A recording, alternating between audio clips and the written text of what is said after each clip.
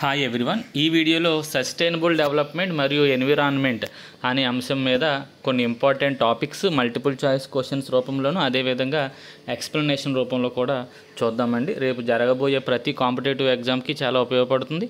అలాగే సండే జరగబోయే forest beat officers, అలాగే అసిస్టెంట్ బీట్ ఆఫీసర్స్ అన్ని ఎగ్జామ్స్కి, ఫారెస్ట్ ఎగ్జామ్స్కి కూడా బాగా యూజ్ఫుల్ అవుతాయండి. ఫస్ట్ క్వశ్చన్ చూడండి. Which theory explains that population grows faster then food supply leading to famine and diseases అని చెప్పి ఇక్కడ క్వశ్చన్ ఇవ్వడం జరిగిందండి. ఇక్కడ ఏ సిద్ధాంతం ఈ విషయాన్ని చెప్తుంది అని. పాపులేషన్, జనాభా ఆహార సరఫరా కంటే వేగంగా పెరిగిపోతే, జనాభా ఎక్కువగా పెరిగిపోతే దుర్భిక్షము, వ్యాధులు వస్తాయి అని చెప్పిన సిద్ధాంతం ఏది అని చెప్పి ఇక్కడ క్వశ్చన్ ఇవ్వడం జరిగిందండి. ఈ సిద్ధాంతాన్ని మాల్థస్ థియరీ అని చెప్తారు. ఈ మాల్థస్ థియరీ ఆధారంగానే తర్వాత మనకి సస్టైనబుల్ డెవలప్మెంట్ అనేది డెవలప్ అవుతూ వచ్చిందండి. కాబట్టి ఆన్సర్ దీనికి మాల్థస్ సిద్ధాంతం. మాల్థస్ సిద్ధాంతం ఏం చెప్తుందంటే, జనాభా గనక ఆహార సరఫరా కంటే పెరిగిపోతే అది కరువుకి, వ్యాధులకి దారితీస్తుందని చెప్తుంది. సో మాల్థస్ సిద్ధాంతాన్ని సస్టైనబుల్ డెవలప్మెంట్ భావనపై ఒక ప్రారంభ ప్రభావంగా పరిగణిస్తారు.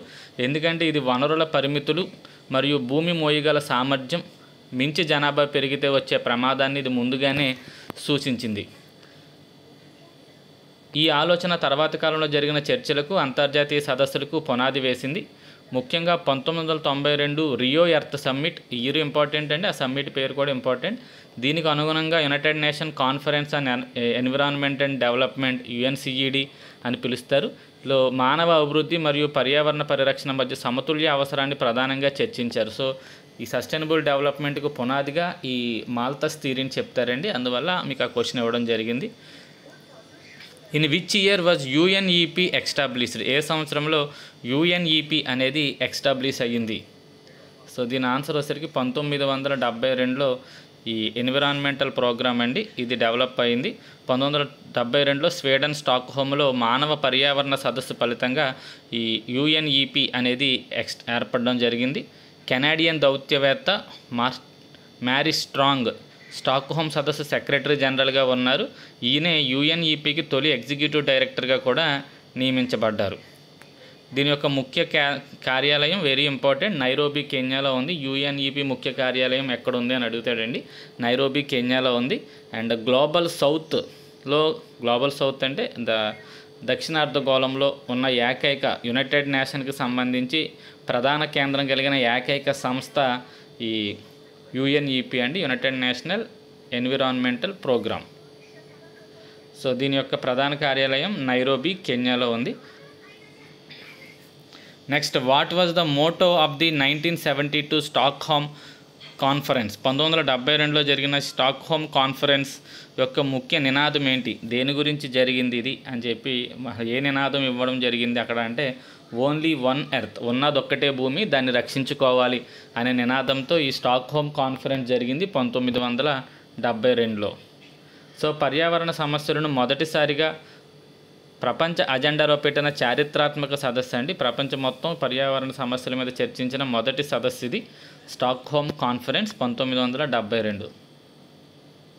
ఇక్కడ స్టాక్హోమ్ డిక్లరేషన్ అనేది జారీ చేయడం జరిగింది. ఇందులో 26 సూత్రాలను ప్రకటించడం జరిగింది. ఆరోగ్యకరమైన పర్యావరణం మనుషుల ప్రాథమిక హక్కు అని ఇక్కడ గుర్తించడం కూడా జరిగింది. అంతర్జాతీయ పర్యావరణ సహకారానికి ఇదొక ఫ్రేమ్వర్క్ని ఇచ్చింది, ఒక చట్టాన్ని ఇచ్చింది. ఎలా చేస్తే బాగుంటుంది, ఎలా చేస్తే బాగుంటుందని ఒక ఊహను సృష్టించడం జరిగింది. సో అది స్టాక్హోమ్ డిక్లరేషన్, స్టాక్హోమ్ కాన్ఫరెన్స్ అండి. మొట్టమొదటిసారిగా ప్రపంచవ్యాప్తంగా పర్యావరణ సమస్యలను ప్రతిబింబించిన సదస్సు అన్నమాట అది. Next, the definition of sustainable development was first given in which report or meeting? Sustainable development అనే నిర్వచనం మొదటిసారిగా ఎక్కడ ఇవ్వబడింది? సో దీని ఆన్సర్ 1987 బ్రంట్ల్యాండ్ రిపోర్ట్. దాన్ని అవర్ కామన్ ఫ్యూచర్ అంటారండి రిపోర్ట్ని. సో 1987లో బ్రంట్ల్యాండ్ రిపోర్ట్తో ఈ సస్టైనబుల్ డెవలప్మెంట్ అంటే ఏంటనేది ఇక్కడ నిర్వచనం ఇవ్వడం అనేది జరిగింది. So world commission on environment and development ద్వారా అవర్ కామన్ ఫ్యూచర్ అనే పేరుతో 1987లో ప్రచురింపబడిన నివేదికనే బ్రంట్ల్యాండ్ రిపోర్ట్ అంటారు. ఈ నివేదిక సుస్థిర అభివృద్ధి, సస్టైనబుల్ డెవలప్మెంట్కి సంబంధించి కీలకమైనదిగా పరిగణింపబడుతుంది. బ్రంట్లాండ్ రిపోర్ట్ 1992లో జరిగిన రియో ఎర్త్ సమ్మిట్ వంటి అంతర్జాతీయ సమావేశాలకు ఒక ప్రేరణగా నిలిచింది. ఈ నివేదిక ఆధారంగానే ఎజెండా 21, రియో డిక్లరేషన్ వంటి కీలక పత్రాలు కూడా రూపొందించబడ్డాయి. సో వెరీ ఇంపార్టెంట్ అండి. సస్టైనబుల్ డెవలప్మెంట్కి నిర్వచనం ఇచ్చిన సదస్సు ఏది అంటే, రిపోర్ట్ ఏది అంటే 1987 బ్రంట్లాండ్ రిపోర్ట్. ఆ రిపోర్ట్ ఏ పేరుతో రిలీజ్ అయిందంటే అవర్ కామన్ ఫ్యూచర్ అనే పేరుతో ఆ రిపోర్ట్ రిలీజ్ అవ్వడం అనేది జరిగింది. 1992 రియో సమ్మిట్కి మరో పేరేంటి? 1992 రియో శిఖరాగ్ర సమావేశాన్ని ఇంకే పేరుతో పిలుస్తారు అంటే దీన్నే ఎర్త్ సమ్మిట్ అని కూడా పిలుస్తారండి. సో భూమి శిఖరాగ్ర సమావేశం ఎర్త్ సమ్మిట్ అని 1992 రియో డి జనీరోలో జరిగిన సమావేశాన్ని పిలుస్తారు. సో స్థలం సంవత్సరం 1992 బ్రెజిల్లోని రియో డి జనీరోలో జరిగింది. దీని పేరు ఎర్త్ సమ్మిట్. ఇది 1972 స్టాక్హోమ్ సమావేశానికి అనుసంధానంగా జరిగింది. ఇందులో 179 దేశాల్లో రాజకీయ నాయకులు, శాస్త్రవేత్తలు, స్వచ్ఛంద సంస్థలు పాల్గొన్నాయి. ఈ రియో డిక్లరేషన్లో 22 సూత్రాలను ఇందులో పొందుపరిచారు. ఎజెండా 21 అనేదాన్ని ఇక్కడ తీసుకురావడం జరిగింది. ఇది ఇంపార్టెంట్ బిట్ అండి. ఎజెండా 21 అనేది ఏ సమ్మిట్లో వచ్చింది బయటికి అని అడుగుతారు. సో గుర్తుపెట్టుకోండి, ఎర్త్ సమ్మిట్ రియో డి జనీరోలో జరిగింది 1992లో.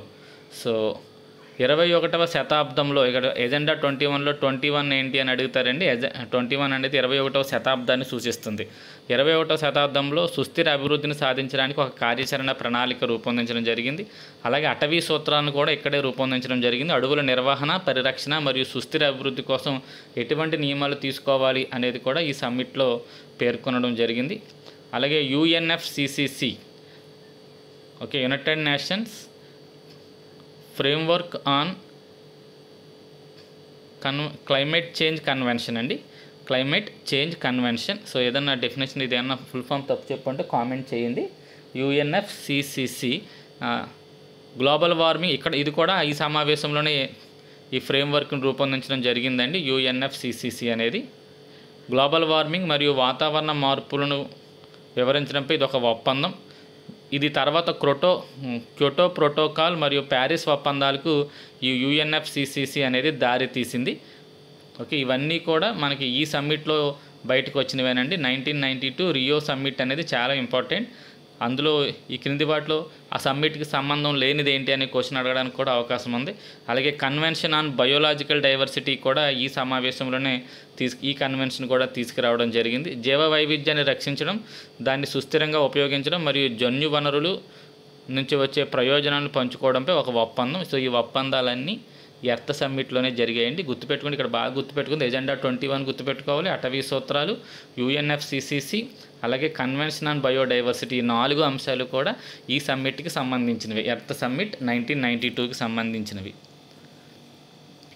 ఎజెండా 21లో 21 అంటే ఏంటి అని క్వశ్చన్ ఇవ్వడం జరిగింది. ఇక్కడ ఆల్రెడీ ఇక్కడే ఇచ్చేసాను, మళ్ళీ ఇది వేస్ట్ క్వశ్చన్ అయిందండి. సో 21 అంటే ఏంటో గుర్తుపెట్టుకోండి, 21వ శతాబ్దం. So The Kyoto Protocol was the first international treaty to set legally binding target for what? ఈ క్యోటో ప్రోటోకాల్ మొదటిసారి చట్టబద్ధమైన ఏ లక్ష్యాలను నిర్దేశించింది? సో ఈ క్యోటో ప్రోటోకాల్ అనేది అసలు దేనికి సంబంధించింది అనేది ఇక్కడ క్వశ్చన్ అండి. దేనికి సంబంధించి ఒక చట్టబద్ధమైన లక్ష్యాలను ఏర్పరిచింది అంటే ఇది గ్రీన్ హౌస్ గ్యాస్ ఎమిషన్కి సంబంధించిన సదస్సు అండి. అక్కడ దానికి సంబంధించిన ప్రోటోకాల్ ఇది. ఏం చేయాలి, ఈ గ్రీన్ హౌస్ వాయుల్ని తగ్గించడం కోసం ఏం చేయాలనేది తీసుకున్న ప్రోటోకాల్ అండి ఇది. కాబట్టి ఆన్సర్ బి. గ్రీన్ హౌస్ వాయు ఉద్గారాలు తగ్గించడానికి చట్టబద్ధమైన లక్ష్యాలు నిర్దేశించిన మొదటి అంతర్జాతీయ ఒప్పందం ఈ క్యోటో ప్రోటోకాల్. ఇది 1997లో జరిగింది. సో గుర్తుపెట్టుకోండి, ఇయర్ చాలా ఇంపార్టెంట్ అండి. Next, millennium declaration resulted in the creation of how many millennium development goals? మిలీనియం ప్రకటన ఫలితంగా ఎన్ని మిలీనియం డెవలప్మెంట్ గోల్స్ ఏర్పడ్డాయి? సో మొత్తం ఎన్ని మిలీనియం డెవలప్మెంట్ గోల్స్ తీసుకొచ్చారంటే 8 మిలీనియం డెవలప్మెంట్ గోల్స్ని ప్రకటించడం జరిగిందండి. కాబట్టి 8కి ఆన్సర్ సి. సో 2000లో జరిగిన మిలీనియం సమ్మిట్ అనేది 2000 సెప్టెంబర్ 6 నుంచి 8 వరకు న్యూయార్క్ నగరంలో ఉన్న ఐక్యరాజ్య సమితి ప్రధాన కార్యాలయంలో జరిగిన ఒక ముఖ్యమైన సమావేశం. ఈ సమావేశంలో ప్రపంచ చరిత్రలోనే అత్యధిక సంఖ్యలో దేశాధినేతలు మరియు ప్రముఖ అధినేతలు పాల్గొన్న సదస్సు. ఈ సమ్మిట్ ఫలితంగా ఐక్యరాజ్య సమితి మిలీనియం డిక్లరేషన్ ఆమోదించబడింది. ఇది కొత్త శతాబ్దానికి ఒక ప్రపంచ ప్రణాళికను రూపొందించింది. Millennium declaration millennium development goals అనే 8 లక్ష్యాల సృష్టికి దారితీసింది. వీటిని 2015 నాటికల్లా సాధించాలని నిర్ణయించుకోవడం కూడా జరిగింది. సో ఆ 8 ఏంటి అంటే ఇక్కడ ఇవ్వడం జరిగింది. తీవ్రమైన పేదరికం మరియు ఆకలిని నిర్మూలించడం, సార్వత్రిక ప్రాథమిక విద్యను సాధించడం, లింగ సమానత్వాన్ని ప్రోత్సహించడం మరియు మహిళలకు సాధికారిత కల్పించడం, శిశు మరణాలు తగ్గించడం, తల్లుల ఆరోగ్యాన్ని మెరుగుపరచడం, HIV, ఎయిడ్స్, మలేరియా మరియు ఇతర వ్యాధులను ఎదుర్కోవడం, పర్యావరణాన్ని స్థిరత్వాన్ని నిర్ధారించడం, అభివృద్ధి కోసం ప్రపంచ భాగస్వామ్యాన్ని పెంపొందించడం అనే 8 గోల్స్ని ఇక్కడ మిలీనియం డెవలప్మెంట్ గోల్స్గా ప్రకటించడం జరిగిందండి. నెక్స్ట్ 9వ బిట్. The Johannesburg summit 2002 was a follow up to which earlier summit? Johannesburg 2002లో జరిగిన సమ్మిట్ ఏ సమావేశానికి అనుసంధానంగా జరిగింది? సో దీని ఆన్సర్ వచ్చేసరికి రియో ఎర్త్ సమ్మిట్ జరిగిన 10 సంవత్సరాల తర్వాత దాని లక్ష్యాలు ఏ మేరకు పూర్తయ్యాయి అనేది తెలుసుకోవడం కోసం దానికి అనుబంధంగా ఈ జోహాన్స్బర్గ్ సమ్మిట్ 2002లో నిర్వహించారండి. దీన్ని అధికారికంగా దీనికి ఏం పేరు పెట్టారంటే పర్యావరణ సుస్థిర అభివృద్ధిపై ప్రపంచ సదస్సు, world summit on sustainable development అని దీనికి పేరు కూడా పెట్టడం జరిగింది, WSSD అని. దక్షిణాఫ్రికాలోని జోహాన్స్బర్గ్లో 2002 ఆగస్టు 26 నుంచి సెప్టెంబర్ 4 వరకు ఈ సదస్సు జరిగింది. 1992లో రియో డి జనీరోలో జరిగిన ఎర్త్ సమ్మిట్కి ఇది కొనసాగింపు. గత దశాబ్దంలో పర్యావరణ సుస్థిరత అభివృద్ధిలో సాధించిన ప్రగతిని సమీక్షించడం ఈ సదస్సు యొక్క ప్రధాన లక్ష్యం. ఈ సమ్మిట్కు వేలాది మంది ప్రతినిధులు హాజరవడం జరిగింది. The Rio+20 conference was held in which year? Rio+20 సమావేశం ఏ సంవత్సరంలో జరిగింది? సో రియో సమావేశం 1992లో జరిగిన తర్వాత 20 సంవత్సరాలకి ఇది జరిగిందండి. సో ఇది 2012లో జరిగింది కాబట్టి 10కి answer C. So 2012 united national conference on sustainable development, దీన్నే Rio+20 అని కూడా పిలుస్తారు. బ్రెజిల్లోని రియో డి జనీరోలో 2012 జూన్ 20 నుంచి 22 మధ్య జరిగిన ఒక ముఖ్యమైన అంతర్జాతీయ సదస్సు. ఇది 1992లో జరిగిన ఎర్త్ సమ్మిట్ 20 సంవత్సరాల తర్వాత 2002లో జోహాన్స్బర్గ్ సమ్మిట్కు 10 సంవత్సరాల తర్వాత ఇది జరిగింది. ఈ సదస్సు యొక్క ముఖ్య ఫలితం ది ఫ్యూచర్ వి వాంట్ అనే ఒక రాజకీయ పత్రాన్ని ఆమోదించడం. సో ఇది ఇంపార్టెంట్ అండి. ద ఫ్యూచర్ వి వాంట్ అనే పేరుతో రాజకీయ పత్రాన్ని ఏ సమావేశంలో విడుదల చేశారు అని క్వశ్చన్ అడగడానికి అవకాశం ఉంటుంది. సో సభ్య దేశాలు కొత్త సుస్థిర అభివృద్ధి లక్ష్యాలను రూపొందించడానికి ఒక అంతర్ ప్రభుత్వ ప్రక్రియను ప్రారంభించాలని నిర్ణయించుకోవడం జరిగింది. సో అది మనకి ఈ Rio+20 సమ్మిట్. 11వ బిట్. What was the main outcome document adopted in 2015 summit? 2015 సమ్మిట్లో ఆమోదించబడిన ప్రధాన పత్రం పేరేమిటి అని చెప్పి క్వశ్చన్ ఇవ్వడం జరిగింది. సో దీని answer transforming our world the 2030 agenda for sustainable development అనేది 2015 సమ్మిట్లో విడుదల చేయడం జరిగింది. Transforming our world the 2030 agenda for sustainable development. So 2015 ఐక్యరాజ్య సమితి సుస్థిర అభివృద్ధి సదస్సు సెప్టెంబర్ 25, 27 తేదీల్లో న్యూయార్క్లోని ఐక్యరాజ్య సమితి ప్రధాన కార్యాలయంలో జరిగింది. ఈ సదస్సులో ప్రపంచ నాయకులు సుస్థిర అభివృద్ధి కోసం ఒక కొత్త కార్యాచరణ ప్రణాళికను స్వీకరించారు. సదస్సు యొక్క ప్రధాన ఫలితం ఏంటంటే మన ప్రపంచాన్ని మార్చడం, సుస్థిర అభివృద్ధి కోసం 2030 ఎజెండా అనేదాన్ని ఇక్కడ ఆమోదించడం జరిగింది. ఈ కార్యాచరణలోనే 17 సుస్థిర అభివృద్ధి లక్ష్యాలను, వాటికి సంబంధించి 169 ఉపలక్ష్యాలను నిర్దేశించారు. సో ఇది ఇంపార్టెంట్ అండి. సస్టైనబుల్ డెవలప్మెంట్ గోల్స్ 17ని ఏ సమావేశంలో గుర్తించారు అంటే 2015 సమావేశం, గుర్తుపెట్టుకోండి. సో ఎన్ని ఉపలక్ష్యాలు ఉన్నాయంటే 169 లక్ష్యాలు దీంట్లో ఉన్నాయి. సో మిలీనియం డెవలప్మెంట్ గోల్స్ మాదిరిగా కాకుండా సస్టైనబుల్ డెవలప్మెంట్ గోల్స్ను అభివృద్ధి చెందుతున్న దేశాలకు మాత్రమే కాకుండా అన్ని దేశాలకు వర్తించడం జరిగింది. సో ఇక్కడ మిలీనియం డెవలప్మెంట్ గోల్స్ ఏమో అభివృద్ధి చెందుతున్న దేశాలకు మాత్రమే వర్తిస్తే సస్టైనబుల్ డెవలప్మెంట్ గోల్స్ అనేవి అన్ని దేశాలకు వర్తించేలా చేశారు. సో మొత్తం 17 సస్టైనబుల్ డెవలప్మెంట్ గోల్స్ ఉన్నాయండి. ఎగ్జామ్ పాయింట్ ఆఫ్ వ్యూలో 17 కూడా మనం గుర్తుపెట్టుకోవాలి. గోల్ నెంబర్ 1 కాడి నుంచి గోల్ నెంబర్ 17 వరకు అన్ని గోల్స్ మనకి గుర్తుండాలి. దేని మీదైనా క్వశ్చన్ అడగడానికి అవకాశం ఉంది. ఇవి మ్యాచింగ్లా ఇస్తున్నాడు, లేకపోతే రెడ్యూసింగ్ ఇన్ఈక్వాలిటీ అనేది ఎన్నో గోల్ అని చెప్పి అలా అడగడం జరుగుతుంది. కాబట్టి జాగ్రత్తగా గుర్తుపెట్టుకోండి. ఇక్కడ మొత్తం మీకు 17 గోల్స్ ఇవ్వడం జరిగింది. మీరు వీడియో పాజ్ చేసుకుని మీ దగ్గర లేకపోతే నోట్ చేసుకోండి, ఉంటే మాత్రం కంపల్సరీ ఈ 17 శుభ్రంగా చదవాలి. నెక్స్ట్ 12వ బిట్ అండి. The theme of the 2025 sustainable development report is. So 2025లో సస్టైనబుల్ డెవలప్మెంట్ రిపోర్ట్ చాలా రీసెంట్గా రిలీజ్ అయిందండి.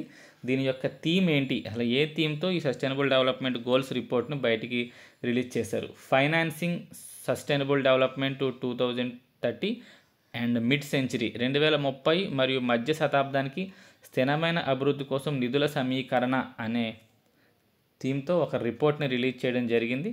సో దాని ఆన్సర్ బి అండి. 2025 సస్టైనబుల్ డెవలప్మెంట్ రిపోర్ట్ యొక్క థీమ్ ఏంటి అని అడిగాడు. ఏదైనా క్వశ్చన్కి ఆన్సర్ తప్పు చెప్తే మీరు కామెంట్ చేయండి, నేను దాన్ని కంపల్సరీ పిన్ చేస్తాను. మీరు రేపు ఎగ్జామ్కి వెళ్ళే ముందు ఒక్కసారి వీడియో కింద పిన్ చేసిన కామెంట్స్ చూసుకోండి. ఏదన్నా చెప్పిన దాంట్లో ఏదన్నా మిస్టేక్స్ ఉంటే మీకు అక్కడ పిన్ చేసిన కామెంట్స్లో అవి కనపడతాయి, దాన్ని బట్టి రెక్టిఫై చేసుకోగలుగుతారు. అదేవిధంగా ఇప్పుడు జరగబోతున్న ఫారెస్ట్ బీట్ ఆఫీసర్స్ ఎగ్జామ్స్కి సంబంధించి చాలా వీడియోస్ మా ఛానల్లో అందుబాటులో ఉన్నాయండి. మ్యాక్సిమం ఎగ్జామ్ టైంలో మిగతావి కూడా కవర్ చేసి అందించడానికి ప్రయత్నిస్తాను.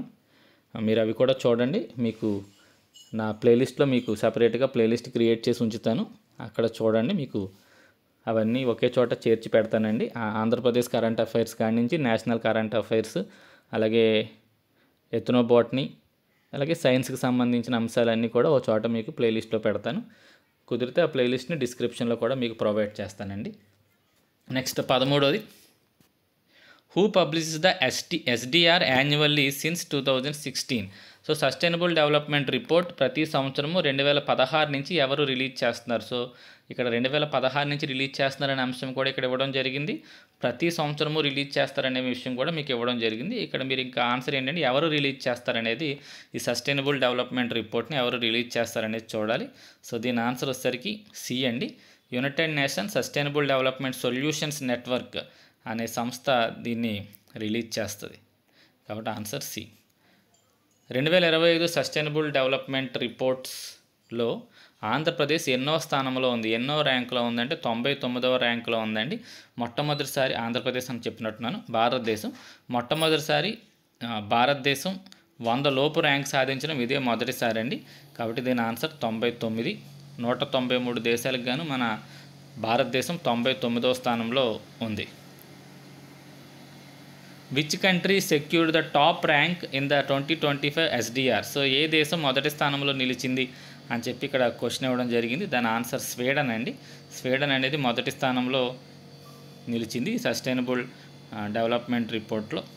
సారీ అండి, స్వీడన్ కాదు, ఫిన్లాండ్ అండి. స్వీడన్ అని చెప్పాను తప్పు, ఫిన్లాండ్ అండి. Next, which country ranked last in 2025 United national multilateralism index. So ఇది చూడండి, మల్టీలాటరలిజం ఇండెక్స్లో చివరి స్థానంలో నిలిచిన దేశం ఏది అని చెప్పి ఇక్కడ క్వశ్చన్ ఇవ్వడం జరిగిందండి. దీని ఆన్సర్ వచ్చేసరికి అమెరికా అండి. యునైటెడ్ స్టేట్స్ ఆఫ్ అమెరికా చివరి స్థానంలో నిలిచింది. మల్టీలాటరలిజం అంటే పక్క దేశాలతో అదే శత్రుత్వం లేకుండా వ్యవహరించడం, కాబట్టి అందులో అత్యంత చివరి స్థానంలో ఉన్నది ఏంటి అంటే అమెరికా చివరి స్థానంలో నిలవడం జరిగిందండి మల్టీలాటరలిజంలో. సో మొదటి స్థానంలో ఉన్న దేశం బార్బడోస్ అండి. మల్టీలాటరలిజంలో మొదటి స్థానంలో ఉన్న దేశం బార్బడోస్ అయితే చివరి స్థానంలో ఉన్న దేశం ఏంటి అంటే America. The SDR report notes that SDGs are. ఎస్డిఆర్ నివేదిక ప్రకారం సస్టైనబుల్ డెవలప్మెంట్ గోల్స్ ప్రస్తుత పరిస్థితి ఏంటి? సో అన్నీ బాగా సాగుతున్నాయా, లేదు వెనకబడ్డాయా అనే దాని మీద ఆప్షన్స్ ఇవ్వడం జరిగిందండి. సో దీని ఆన్సర్ వచ్చేసరికి ఇవి వెనకబడ్డాయండి, పూర్తిగా వెనకబడ్డాయి. ఏ ఒక్కటి కూడా సరైన మార్గంలో లేదు అని చెప్పి ఆ రిపోర్టు చెప్పడం జరిగింది. సస్టైనబుల్ డెవలప్మెంట్ గోల్స్ని సాధించే దిశగా ఏ దేశము కూడా ప్రయాణించట్లేదు అని చెప్పి ఆ రిపోర్ట్ తెలపడం జరిగింది. So in the sustainable development goals dash board green arrow indicate. Sustainable development goals ఒక డాష్ బోర్డ్ రిలీజ్ చేస్తుందండి ప్రతి దేశానికి సంబంధించి. అందులో గ్రీన్ యారో అనేది దేన్ని ఇండికేట్ చేస్తుంది అంటే ఆన్సర్ లక్ష్యం వైపు వెళ్తున్నదా అని చెప్పడం కోసం, లక్ష్య సాధనలో ముందుకు ఉంది అని చెప్పడం కోసం, ఆన్ ట్రాక్లో ఉంది అని చెప్పడం కోసం ఈ గ్రీన్ యారోని చూపించడం జరుగుతుంది. కాబట్టి ఆన్సర్ బి అండి 18వ క్వశ్చన్కి. మన భారతదేశం గోల్ నెంబర్ 1 మరియు గోల్ నెంబర్ 10లో గ్రీన్ యారో సాధించింది, అంటే పురోగతి సాధిస్తుందండి. గుర్తుపెట్టుకోండి, ఏ గోల్స్లో భారతదేశం పురోగతి సాధిస్తుంది అని చెప్పి అడిగే అవకాశం ఉంది. గోల్ నెంబర్ 1 అంటే పావర్టీలోను, అలాగే గోల్ నెంబర్ 10లో కూడా మన భారతదేశం పురోగతి సాధిస్తుంది. ఇక్కడ హ్యాట్ అని పడిందండి. What does the yellow arrow represents in sustainable development goals dash board. ఈ సస్టైనబుల్ డెవలప్మెంట్ డాష్ బోర్డ్లో పసుపు బాణం దేన్ని చూపిస్తుందంటే మితంగా మెరుగుపడుతుంది. సో మెరుగుపడుతుంది కానీ అంత వేగంగా కాదు, నెమ్మదిగా మెరుగుపడుతుంది అని చెప్పడం కోసం ఎల్లో యారోను ఉపయోగిస్తారండి. అదే రెడ్ యారో అయితే తగ్గుతుంది, సో గోల్ వైపు వెళ్ళడం మానేసి వెనక్కి తిరోగమనంలో ఉన్నామని చెప్పడం కోసం రెడ్ యారో చూపిస్తుంది. మన భారతదేశం క్లైమేట్ యాక్షన్లో రెడ్ యారో సింబల్ని కలిగి ఉందండి. గోల్ నెంబర్ 13 క్లైమేట్ యాక్షన్లో భారతదేశం రెడ్ యారో కలిగి ఉంది డాష్ బోర్డ్లో.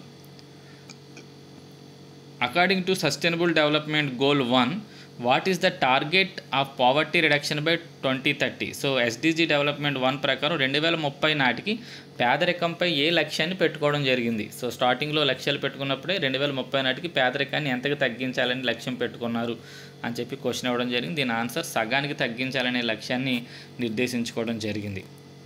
అలాగే వరల్డ్ హెల్త్ ఆర్గనైజేషన్ టార్గెట్ ప్రకారం 5 ఏళ్లలోపు పిల్లల్లో ఎత్తు తక్కువగా ఉండే శాతాన్ని ఎంతకు తగ్గించాలనేది టార్గెట్గా పెట్టుకున్నారు. అంటే వయసుకు తగ్గ ఎత్తు ఉండట్లేదంటండి పిల్లలు, దాన్ని ఎంత శాతానికి 2025 నాటికి దాన్ని ఎంత శాతానికి తగ్గించాలని లక్ష్యంగా పెట్టుకున్నారు అని చెప్పి క్వశ్చన్ ఇవ్వడం జరిగింది. సో దీని ఆన్సర్ 40% తగ్గించాలి. ఆ ప్రాబ్లం లేని పిల్లల్ని, ఆ ప్రాబ్లం ఉన్న వాళ్ళ సంఖ్య 40% కల్లా తగ్గిపోవాలని చెప్పి లక్ష్యంగా పెట్టుకున్నారు. కాబట్టి ఆన్సర్ బి అండి. నెక్స్ట్ 2030 నాటికి మెటర్నిటీ మార్టాలిటీ రేషియో ఎంతకు తగ్గాలి అని చెప్పి టార్గెట్ పెట్టుకున్నారు. మాతృత్వ మరణాల రేటు ప్రతి 1,00,000 సజీవ జననాలకి ఆ మాతృత్వ మరణాల రేటు ఎంతకు తగ్గించాలని లక్ష్యంగా పెట్టుకున్నారు. సో దీని ఆన్సర్ వచ్చేసరికి 50 అండి.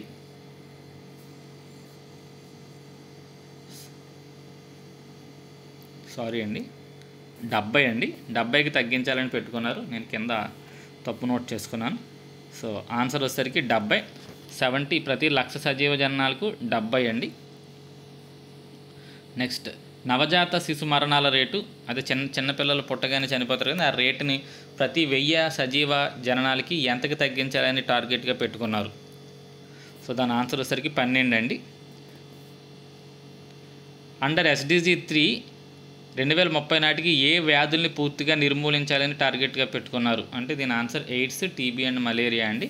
So answer A. Non communicable diseases like heart diseases and cancer should be reduced by. So ఎంత శాతానికి ఇవన్నీ తగ్గించాలి, ఎంత రేషియోలో వీటిని తగ్గించాలని చెప్పి లక్ష్యంగా పెట్టుకున్నారు. ఇది గుండె జబ్బుల్ని, క్యాన్సర్ని 2030 నాటికి. సో దీని ఆన్సర్ వచ్చేసరికి 1/3 వంతు తగ్గించాలి అని చెప్పి లక్ష్యంగా పెట్టుకున్నారండి. What is the GDP growth rate target for least development countries under SDG 8. So SDG 8 ప్రకారం అల్పావృద్ధి దేశాలకు ఎంత జీడిపి వృద్ధిని లక్ష్యంగా పెట్టుకున్నారు. దీని ఆన్సర్ వచ్చేసరికి 7%. అల్ప ఆదాయ దేశాలు కూడా 7% జీడిపి వృద్ధి సాధించేలాగా చర్యలు తీసుకోవాలి 2030 నాటికి అని చెప్పి లక్ష్యంగా పెట్టుకున్నారండి. అంటే చాలా ఉన్నాయండి లక్ష్యాలు, ఇందులో కొన్ని ఇంపార్టెంట్ లక్ష్యాలు మాత్రం మీకు అందిస్తున్నాను. According to SDG 9, what should be the doubled in least developed countries by 2030. So SDG 9 ప్రకారం దేన్ని రెట్టింపు చేయాలి అనుకున్నారు 2030 నాటికి. అసలు ముందు ఎస్డిజి 9 ఏంటో తెలిస్తేనే మనకి దీని ఆన్సర్ తెలుస్తుందండి. ఎస్డిజి 9 అనేది ఇండస్ట్రియల్కి సంబంధించిందండి. కాబట్టి ఆన్సర్ పరిశ్రమల వాటాను రెట్టింపు చేయాలి. ఈ అల్పాదాయ దేశాల్లో పరిశ్రమల యొక్క వాటా షేర్ని డబల్ చేయాలని 2030కి లక్ష్యంగా పెట్టుకున్నారండి. కాబట్టి ఆన్సర్ బి. సో నీతి ఆయోగ్ విడుదల చేసిన తాజా చర్చా పత్రం ప్రకారం భారతదేశంలో బహుముఖ పేదరికం 2013-14 నుంచి 2022-23 వరకు ఎంత శాతానికి తగ్గిందని అంచనా వేయడం జరిగింది. సో ఇదంతా కూడా సస్టైనబుల్ డెవలప్మెంట్ మీద క్వశ్చన్స్ ఏనండి. ఇంకా నేను ఎన్విరాన్మెంట్లోకి వెళ్ళలేదు, నెక్స్ట్ ఎన్విరాన్మెంట్ క్వశ్చన్స్ వస్తాయి. సో సస్టైనబుల్ డెవలప్మెంట్ గోల్స్లో ఫస్ట్ గోల్ పావర్టీ, కాబట్టి ఇక్కడ ఈ పేదరికం మీద క్వశ్చన్ ఇవ్వడం జరిగింది. ఇదేంటి ఎకానమీ క్వశ్చన్స్ ఇచ్చారనుకోవద్దు. సో నీతి ఆయోగ్ ఇటీవల విడుదల చేసిన దాని ప్రకారం 2022-23 నాటికి పేదరికం ఎంతకి తగ్గింది అని చెప్పి ఇక్కడ క్వశ్చన్ ఇవ్వడం జరిగిందండి. సో దాని ఆన్సర్ బి అండి. 17 నుంచి 11.28కి పేదరికం తగ్గింది అని చెప్పి ఆ రిపోర్ట్ చెప్పడం జరిగింది. సుమారు 248 మిలియన్స్ ప్రజలు పేదరికం నుంచి బయటికి వచ్చారు, బహుముఖ పేదరికం నుంచి బయటికి వచ్చారని చెప్పి ఆ రిపోర్ట్ తెలపడం జరిగింది. How many states have completed the preparation of SDG vision document out of 28? మొత్తం 28 రాష్ట్రాల్లో ఎన్ని రాష్ట్రాలు మనకి ఈ విజన్ డాక్యుమెంట్ని సిద్ధం చేశాయి, sustainable development goals vision document సిద్ధం చేశాయంటే 23 రాష్ట్రాలు సిద్ధం చేశాయండి. ఒకసారి రాష్ట్రాల బదులు దేశాలని, భారతదేశం బదులు ఆంధ్రప్రదేశ్ అని చదివేస్తున్నానండి, ఒకసారి చూసుకుంటూ ఉండండి. How many states have linked SDGs to budget allocation? ఎన్ని రాష్ట్రాలు తమ బడ్జెట్ కేటాయింపుల్లో ఈ సస్టైనబుల్ డెవలప్మెంట్ గోల్స్ని కూడా అనుసంధానించి బడ్జెట్ను రూపొందిస్తున్నాయి అని చెప్పి క్వశ్చన్ ఇవ్వడం జరిగింది. దీని ఆన్సర్ వచ్చేసరికి 11 రాష్ట్రాలు ఇలా సస్టైనబుల్ డెవలప్మెంట్ గోల్స్ని కూడా బడ్జెట్లో చూపించి బడ్జెట్ అలొకేషన్స్ చేస్తున్నాయండి. How many dashboards have been developed by SDG monitoring at the state and UT levels? ఈ సస్టైనబుల్ డెవలప్మెంట్ గోల్స్ మానిటరింగ్ కోసం రాష్ట్ర కేంద్ర పాలిత ప్రాంతాల స్థాయిలో ఎన్ని డాష్ బోర్డులను అభివృద్ధి చేయడం జరిగింది? సో దీని ఆన్సర్ 16 రాష్ట్రాలు, ఒక యూనియన్ టెరిటరీ మాత్రమే ఇప్పటి వరకు ఈ డాష్ బోర్డులు అవి ఏర్పాటు చేసినాయి అండి. సస్టైనబుల్ డెవలప్మెంట్ గోల్స్కి సంబంధించి డాష్ బోర్డులను ఏర్పాటు చేయడం జరిగింది. నీతి ఆయోగ్ 2023-24 రిపోర్ట్ ప్రకారం భారతదేశం యొక్క ఎస్డిజి స్కోర్ ఎంత? వెరీ ఇంపార్టెంట్ క్వశ్చన్ అండి ఇది. రిపోర్టు నీతి ఆయోగ్ ప్రతి 2 సంవత్సరాలకి రిపోర్ట్ రిలీజ్ చేస్తుంది. రీసెంట్గా ఇది 2024లో రిపోర్ట్ రిలీజ్ అయిందండి, కాబట్టి లేటెస్ట్ రిపోర్టే. కాబట్టి మన భారతదేశ స్కోర్ ఎంత, మొత్తం ఎస్డిజి స్కోర్ ఎంత అని అడగడం జరిగింది. ఆన్సర్ 71 అండి. సో 33కి ఆన్సర్ సి. ఇంతకుముందు 66 ఉందండి, 2020-21 రిపోర్ట్లో 66, ఇప్పుడు అది 71కి చేరింది. నీతి ఆయోగ్ 2023-24 రిపోర్ట్లో అగ్రస్థానంలో ఉన్న రాష్ట్రాలు ఏవి? సో 2 రాష్ట్రాలు అగ్రస్థానంలో ఉన్నాయండి, అవి ఏంటంటే కేరళ మరియు ఉత్తరాఖండ్. సో 34కి ఆన్సర్ బి. ఇది కూడా ఇంపార్టెంట్ అండి. According to the NITI Aayog report 2023-24, ఏ యూనియన్ టెరిటరీ ఎస్డిజిలో టాప్లో ఉంది? రాష్ట్రాల్లో అయితే అవే అండి. కేంద్రపాలిత ప్రాంతాల్లో ప్రథమ స్థానంలో ఉన్నది ఏది అని చెప్పి ఇక్కడ క్వశ్చన్ అడగడం జరిగింది. దాని ఆన్సర్ వచ్చరికి చండీగఢ్ అండి. So answer C. సో ఈ రిపోర్ట్ ప్రకారం ఏ 2 ఎస్డిజి లక్ష్యాల్లో భారతదేశం అత్యధిక మెరుగుదలను చూపిస్తుంది? ఈ 2023-24 ఎస్డిజి రిపోర్ట్ ప్రకారం, నీతి ఆయోగ్ ఇచ్చిన రిపోర్ట్ ప్రకారం ఏ 2 గోల్స్లో భారతదేశం అత్యధిక మెరుగుదలను చూపించింది? సో దాని ఆన్సర్ వచ్చేసరికి క్లైమేట్ యాక్షన్, పావర్టీ అండి. పావర్టీ తగ్గించడంలోనూ క్లైమేట్ యాక్షన్ విషయంలో కూడా కొంత డెవలప్మెంట్ ఉందని చెప్పి నీతి ఆయోగ్ రిపోర్ట్ ఇస్తే, అక్కడ డైరెక్ట్గా మనకి ప్రపంచవ్యాప్తంగా ఇచ్చిన రిపోర్ట్లో మనకి క్లైమేట్ యాక్షన్లో రెడ్ సింబల్ ఇవ్వడం జరిగిందండి. Which state was at the bottom of the SDG index in the NITI Aayog report? So చిట్ట చివరిలో ఉన్న రాష్ట్రం బీహార్ అండి. సో దీని ఆన్సర్ వచ్చేసరికి బి. నీతి ఆయోగ్ ఎస్డిజి వర్గీకరణలో 65 నుండి 99 స్కోరు ఉన్న రాష్ట్రాలను ఏ కేటగిరీకి చెందినవిగా గుర్తిస్తారు? సో 100కి 100 వస్తే దాన్ని అచీవర్ అంటారండి. 65 నుంచి 99 వచ్చే వాటిని ఫ్రంట్ రన్నర్స్ అని పిలుస్తారు. కాబట్టి 38కి ఆన్సర్ బి అండి, ఫ్రంట్ రన్నర్స్ కేటగిరీ అని పిలుస్తారు. నీతి ఆయోగ్ ఎస్డిజి ఇండెక్స్ 2023-24 ప్రకారం రాష్ట్రాల మధ్య ఆంధ్రప్రదేశ్ యొక్క ర్యాంక్ ఎంత? సో ఈ రాష్ట్రాల్లో ఆంధ్రప్రదేశ్ ఎన్నో ర్యాంకులో ఉంది ఈ డెవలప్మెంట్ గోల్స్ ఇండెక్స్లో నీతి ఆయోగ్ ప్రకారం? అంటే మనది 10వ స్థానంలో నిలిచిందండి Andhra Pradesh. So for which SDG did Andhra Pradesh achieved the highest score 100? So ఏ ఎస్డిజి గోల్లో ఆంధ్రప్రదేశ్ 100 స్కోర్ని సాధించడం జరిగింది అని చెప్పి క్వశ్చన్ ఇవ్వడం జరిగింది. దాని answer SDG 7, affordable and clean ఎనర్జీలో ఆంధ్రప్రదేశ్ మొదటి స్థానంలో ఉందండి, 100కి 100 సాధించి. ఇక ఎస్డిజి 1 పావర్టీ విషయంలో 3వ స్థానంలో ఉంది, అది కూడా ఇంపార్టెంటే. పేదరిక విషయంలో మనం 3వ స్థానంలో ఉన్నామండి, పేదరిక నిర్మూలన విషయంలో.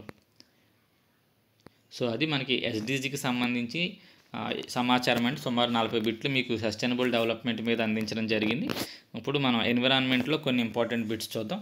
After the addition of Khichan మరియు Menar, how many Ramsar sites does Rajasthan have? So కొత్తగా 2 సైట్స్ రాజస్థాన్లోవి మనకి ఇటీవలే రామ్సార్ సైట్లుగా గుర్తించడం జరిగిందండి. జూన్ అనుకుంటున్నాను నేను, 2025 జూన్లో గుర్తించారు. దీంతో మొత్తం ఇప్పుడు రాజస్థాన్లో ఉన్న రామ్సర్ సైట్ల సంఖ్య ఎన్ని అని క్వశ్చన్ ఇవ్వడం జరిగింది. ఆన్సర్ వచ్చేసరికి 4 అండి. 41కి answer C. Which migratory bird species is commonly associated with Khichan wetland. ఇక్కడ ఈ కిచాన్ వెట్లాండ్ రామ్సర్ సైట్లో చేరింది కాబట్టి అక్కడ ఉండే ఈ వలస పక్షి పేరేంటి అని చెప్పి క్వశ్చన్ ఇవ్వడం జరిగింది. దాని ఆన్సర్ సి అండి. డొమిసెల్లే క్రేన్ అనేది డెమోసెల్లే క్రేన్ అనేది అక్కడ ఉండడం జరుగుతుంది కాబట్టి దాని ఆన్సర్ సి. భారతదేశంలో రామ్సార్ సైట్లు మొత్తం సంఖ్య జూన్ 2025 నాటికి 91కి చేరిందండి. ఆ 2 యాడ్ అవ్వడంతో ఫిబ్రవరి 2025లో ఒక 4 సైట్లని చేర్చారు. ఆ సమయంలో 89కి పెరిగింది. తర్వాత ఇంకొక 2 సైట్లు ఇప్పుడు రాజస్థాన్లో యాడ్ చేయడంతో 91కి చేరింది. ఆ 4 సైట్లు కూడా ఇక్కడ ఇవ్వడం జరిగింది. సక్కర్కొట్టే పక్షుల అభయారణ్యం తమిళనాడు, తీర్థంగల్ పక్షుల అభయారణ్యం తమిళనాడు, కేచియోపల్లి చిత్తడి నేల సిక్కిం, ఉద్వా సరస్సు జార్ఖండ్ అండి. అదేవిధంగా జూన్ 2025లో రాజస్థాన్ నుండి మరో 2 చిత్తడి నేలలు చేర్చారు. దీంతో మొత్తం 91కి చేరింది. అవి ఏంటంటే ఈ కిచెన్ అలాగే మెనార్ అనే 2 రాజస్థాన్లో. మొత్తం అత్యధికంగా 20 రామ్సార్ సైట్లతో తమిళనాడు మొదటి స్థానంలో ఉండగా ఉత్తరప్రదేశ్ 2వ స్థానంలో ఉంది. అక్కడ సుమారు 10 రామ్సార్ సైట్లు ఉన్నాయి. భారతదేశం ఫిబ్రవరి 1, 1982లో రామ్సార్ కన్వెన్షన్లో చేరింది. 1971లో ఇరాన్లోని రామ్సార్ నగరంలో అంతర్జాతీయ ఒప్పందంపై దేశాలు సంతకం చేయడంతో ఈ రామ్సార్ ఒప్పందం అనేది అమల్లోకి వచ్చింది. భారతదేశంలో ఈ కన్వెన్షన్లో చేరిన తర్వాత తొలి రామ్సార్ సైట్గా ఒడిశాలోని చిలకా సరస్సు మరియు రాజస్థాన్లోని కియోలాడియో నేషనల్ పార్క్ గుర్తింపబడడం జరిగింది. మొదటి రామ్సార్ సైట్లుగా ఈ 2 గుర్తించబడడం జరిగింది. అతిపెద్ద రామ్సార్ సైట్ వచ్చేసరికి సుందర్బన్స్ మడ అడవులు పశ్చిమ బెంగాల్లో ఉన్నాయి. అలాగే అతి చిన్న రామ్సార్ సైట్ రేణుకా వెట్లాండ్, ఇది హిమాచల్ ప్రదేశ్లో ఉంది. ఆంధ్రప్రదేశ్లోని ఏకైక రామ్సార్ సైట్ కొల్లేరు సరస్సు. ఆంధ్రప్రదేశ్లోని ఏ అభయారణ్యంలో అరుదైన చింకారా జింకను ఇటీవల గుర్తించారు? ఇండియన్ గజెల్ అంటారండి. ఇటువంటి ఈ జింకను ఇటీవల ఆంధ్రప్రదేశ్లోని ఏ అభయారణ్యంలో గుర్తించారంటే ఈ శ్రీలంక మల్లేశ్వర అభయారణ్యం అండి. లంకమల అభయారణ్యం అని చెప్పి ఇవ్వడం జరిగింది. శ్రీలంక మల్లేశ్వర అభయారణ్యం. సో ఆన్సర్ వచ్చేసరికి సి. ఈ శ్రీలంక మల్లేశ్వర అభయారణ్యంలోనే అత్యంత అరుదైన కలివికోడి అనే పక్షిని సంరక్షిస్తున్నారండి. ఇటీవల శేషాచలంలో కూడా ఈ కలివికోడి అనే పక్షి కనిపించిందని రిపోర్ట్లు కూడా ఉన్నాయి. కాబట్టి గుర్తుపెట్టుకోండి. ఇక్కడ చింకారా అనే అరుదైన ఈ జింకను ఏ అభయారణ్యంలో గుర్తించారంటే లంకమల శాంక్చురీలో గుర్తించడం జరిగింది. Which city has been officially declared as the Indian leopard capital in 2025? 2025లో భారతదేశపు లెపర్డ్ క్యాపిటల్గా అధికారికంగా ప్రకటించబడ్డ నగరం ఏది అంటే బెంగళూరు అండి. ఇంతకుముందు బొంబాయిలో ఎక్కువగా చిరుతపులులు ఉండేవి. ఇప్పుడు బెంగళూరు పరిసర ప్రాంతాల్లో ఎక్కువగా చిరుతల సంఖ్య కనుగొనడం జరిగింది. కాబట్టి ఆన్సర్ సి. భారతదేశ చిరుతపులి రాజధానికి ఇటీవల బెంగళూరు నగరం గుర్తించబడింది. 2024-25 సర్వే ప్రకారం బెంగళూరు నగర పరిసర ప్రాంతాల్లో ఉన్న అడవి ప్రాంతాల్లో సుమారు 80 నుంచి 85 చిరుతపులులు ఉన్నట్లు తెలుస్తుంది. నెక్స్ట్ బన్నేరుఘట్ట జాతీయ పార్క్. ఇది బెంగళూరు శివార్లో ఉన్న ఈ పార్కులో చిరుతపులులకు అనువైన ఆవాసాలు మరియు ఆహారం పుష్కలంగా ఉంది. సో గుర్తుపెట్టుకోండి, బన్నేరుఘట్ట జాతీయ పార్క్ ఎక్కడ ఉందంటే కర్ణాటకలో ఉంది. భారతదేశపు తొలి పూర్తిస్థాయి సౌరశక్తి ఆధారిత జిల్లా అని ఏ కేంద్రపాలిత ప్రాంతం జిల్లాగా నిలిచింది? సో ఏ కేంద్రపాలిత ప్రాంతంలోని జిల్లా ఈ భారతదేశపు తొలి పూర్తిస్థాయి సౌరశక్తి ఆధారిత జిల్లాగా నిలిచింది అంటే ఆన్సర్ డయ్యూ అండి. ఇక్కడ దీవ్ అని పడింది, అది డయ్యూ. కాబట్టి ఆన్సర్ వచ్చేసరికి బి. భారతదేశంలోని మొదటి సోలార్ విలేజ్గా గుజరాత్లోని మొధేరా నిలిచింది. ఇది మహసానా జిల్లాలో ఉంది. గుర్తుపెట్టుకోండి, సోలార్ విలేజ్ అయితే గుజరాత్లో ఉంది, అదే సౌర జిల్లా అయితే ఇది డయ్యూ అండి. Diu. Okay, 46. As of early 2025 which 2 cities in India have been declared as a wetland cities under the Ramsar convention? 2025 ఆరంభంలో రామ్సార్ కన్వెన్షన్ కింద వెట్లాండ్ సిటీస్గా గుర్తింపు పొందిన భారత నగరాలు ఏవి అంటే ఆన్సర్ ఇండోర్ మరియు ఉదయపూర్లు మనకి వెట్లాండ్ సిటీస్గా గుర్తింపబడ్డాయండి. పక్షుల అభయారణ్యంగా అభివృద్ధి చేసిన రామ్సర్ సైట్ సిర్పూర్ సరస్సు ఇండోర్ నగరంలోనే ఉంది. సో ఇది కూడా ఇంపార్టెంటే. ఇది ఒక రామ్సర్ సైటు, దాన్ని పక్షుల అభయారణ్యంగా అభివృద్ధి చేస్తారు. దాని పేరు సిర్పూర్ సరస్సు అంట. ఇది కూడా ఇండోర్ నగరంలోనే ఉంది. సో ఇక్కడ ఎందుకు బిట్గా ఆన్సర్ ఇండోర్ మరియు ఉదయపూర్లు రామ్సర్ సిటీస్గా, వెట్లాండ్ సిటీస్గా గుర్తింపబడ్డాయి. 2025 ఏప్రిల్లో భారతదేశ 107వ జాతీయ ఉద్యానవనంగా, నేషనల్ పార్క్గా ప్రకటించబడిన సిమిలీపాల్ నేషనల్ పార్క్ ఏ రాష్ట్రంలో ఉంది? సో దీని ఆన్సర్ వచ్చేసరికి ఒడిస్సా అండి. సిమిలీపాల్ నేషనల్ పార్క్ ఎక్కడ ఉంది అంటే ఒడిస్సాలో ఉంది. సో మొట్టమొదటి జాతీయ పార్క్ ఏంటి అంటే భారతదేశంలో మొదటి national park Jim Corbett national park. అప్పట్లో దీనిని హెలీ నేషనల్ పార్క్ అని పిలిచేవారు. ఇది ఉత్తరాఖండ్ రాష్ట్రంలో 1936లో దీన్ని స్థాపించడం జరిగింది. అతిపెద్ద నేషనల్ పార్క్ వైశాల్యం పరంగా వచ్చేసరికి హెమీస్ నేషనల్ పార్క్. ఇది లడఖ్లో ఉంది. మంచు చిరుతలకు ప్రసిద్ధి చెందింది. అతి చిన్న జాతీయ ఉద్యానవనం south button island national park. ఇది అండమాన్ నికోబార్ దీవుల్లో ఉంది. కేవలం 0.03 చదరపు కిలోమీటర్ల విస్తీర్ణంలో ఉంది. అతి చిన్నది. అత్యధిక జాతీయ ఉద్యానవనాలు మధ్యప్రదేశ్ రాష్ట్రంలో ఉన్నాయి. ఆ తర్వాత అండమాన్ నికోబార్ దీవుల్లో ఉన్నాయి. సో ఎక్కువ నేషనల్ పార్క్స్ ఏ రాష్ట్రంలో ఉన్నాయంటే మధ్యప్రదేశ్, తర్వాత అండమాన్ నికోబార్. అతి పెద్దది ఎక్కడ ఉంది అంటే లడఖ్లో ఉంది. మొట్టమొదటిది జిమ్ కార్బెట్ నేషనల్ పార్క్. అతి చిన్నది అండమాన్ నికోబార్లో ఉంది. ఆంధ్రప్రదేశ్కి వచ్చేసరికి శ్రీ వెంకటేశ్వర నేషనల్ పార్క్. ఇది తిరుపతి, అన్నమయ్య, వైఎస్ఆర్ జిల్లాల పరిధిలో విస్తరించి ఉంది. అలాగే పాపికొండలు నేషనల్ పార్క్ అల్లూరు సీతారామరాజు, తూర్పుగోదావరి, ఏలూరు జిల్లాల పరిధిలో ఇది విస్తరించి ఉంది. రాజీవ్ గాంధీ నేషనల్ పార్క్ వైఎస్ఆర్ కడప జిల్లా పరిధిలో ఇది విస్తరించి ఉంది. 48. The international union for conservation of nature IUCN అనే సంస్థ ఎప్పుడు ఎస్టాబ్లిష్ అయ్యింది? IUCN సంఘం ఎప్పుడు, ఏ సంవత్సరంలో ప్రారంభించడం జరిగింది అని చెప్పి క్వశ్చన్ ఇవ్వడం జరిగింది. దీని ఆన్సర్ 1948లో ఈ IUCN అనేది ఏర్పాటు అవడం జరిగింది. The headquarters of international big cat alliance is located in. అంతర్జాతీయ పెద్ద పులుల కూటమి ప్రధాన కార్యాలయం ఎక్కడ ఉంది అంటే ఆన్సర్ న్యూఢిల్లీలో ఉంది. ప్రపంచంలోని శక్తివంతమైన హైడ్రోజన్ రైలు ఇంజిన్ అభివృద్ధి చేసిన దేశం ఏది? సో దీని ఆన్సర్ వచ్చేసరికి భారతదేశం. హైడ్రోజన్ సహాయంతో నడిచే శక్తివంతమైన రైలు ఇంజిన్ను భారతదేశం అభివృద్ధి చేసింది. 1200 హార్స్ పవర్స్ను ఈ ఇండియన్ రైల్ ఇంజిన్ కలిగి ఉంది. ఇది జింద్ సోనిపట్ మార్గంలో తన మొదటి ట్రయల్ రన్ విజయవంతంగా పూర్తి చేసుకుంది. ఈ మార్గం హర్యానాలో ఉంది. శక్తివంతమైన హైడ్రోజన్ రైలు. ఇక్కడ హైడ్రోజన్ రైలు గురించి ఎందుకు చెప్తున్నామంటే ఇది పర్యావరణానికి అనుకూలంగా ఉండే రైలు కాబట్టి దాని గురించి ఇక్కడ చెప్పడం జరిగింది. ముకుర్తి నేషనల్ పార్క్ ఇటీవల వార్తల్లో ఉంది. ఇది ఏ రాష్ట్రంలో ఉంది? ముకుర్తి నేషనల్ పార్క్ అనేది తమిళనాడులో ఉంది. ఇది ఇటీవల వార్తల్లో ఎందుకు ఉందనేది చూద్దామండి. ఆన్సర్ సరే Tamil Nadu. So upper Bhavani pumped hydro power ప్రాజెక్ట్ని తమిళనాడు రాష్ట్రం నీలగిరి జిల్లాలో నిర్మాణం చేపడుతుంది. ఈ ప్రాంతం ముకుర్తి నేషనల్ పార్క్ అతి సమీపంలో ఉండడం చేత అక్కడ జరగబోయే పర్యావరణ నష్టాన్ని అంచనా వేయమని ministry of forest and climate change వారు ఆదేశించారు. అందువల్ల ఈ నేషనల్ పార్క్ వార్తల్లో నిలిచింది. సో ముకుర్తి నేషనల్ పార్క్ తమిళనాడులో ఉంది. ఇటీవల వార్తల్లోని మరికొన్ని నేషనల్ పార్కులు అలాగే పక్షి సంరక్షణ కేంద్రాల గురించి ఇక్కడ ఇవ్వడం జరిగింది. అందులో మొదటిది Gandhi Sagar wild sanctuary Madhya Pradesh.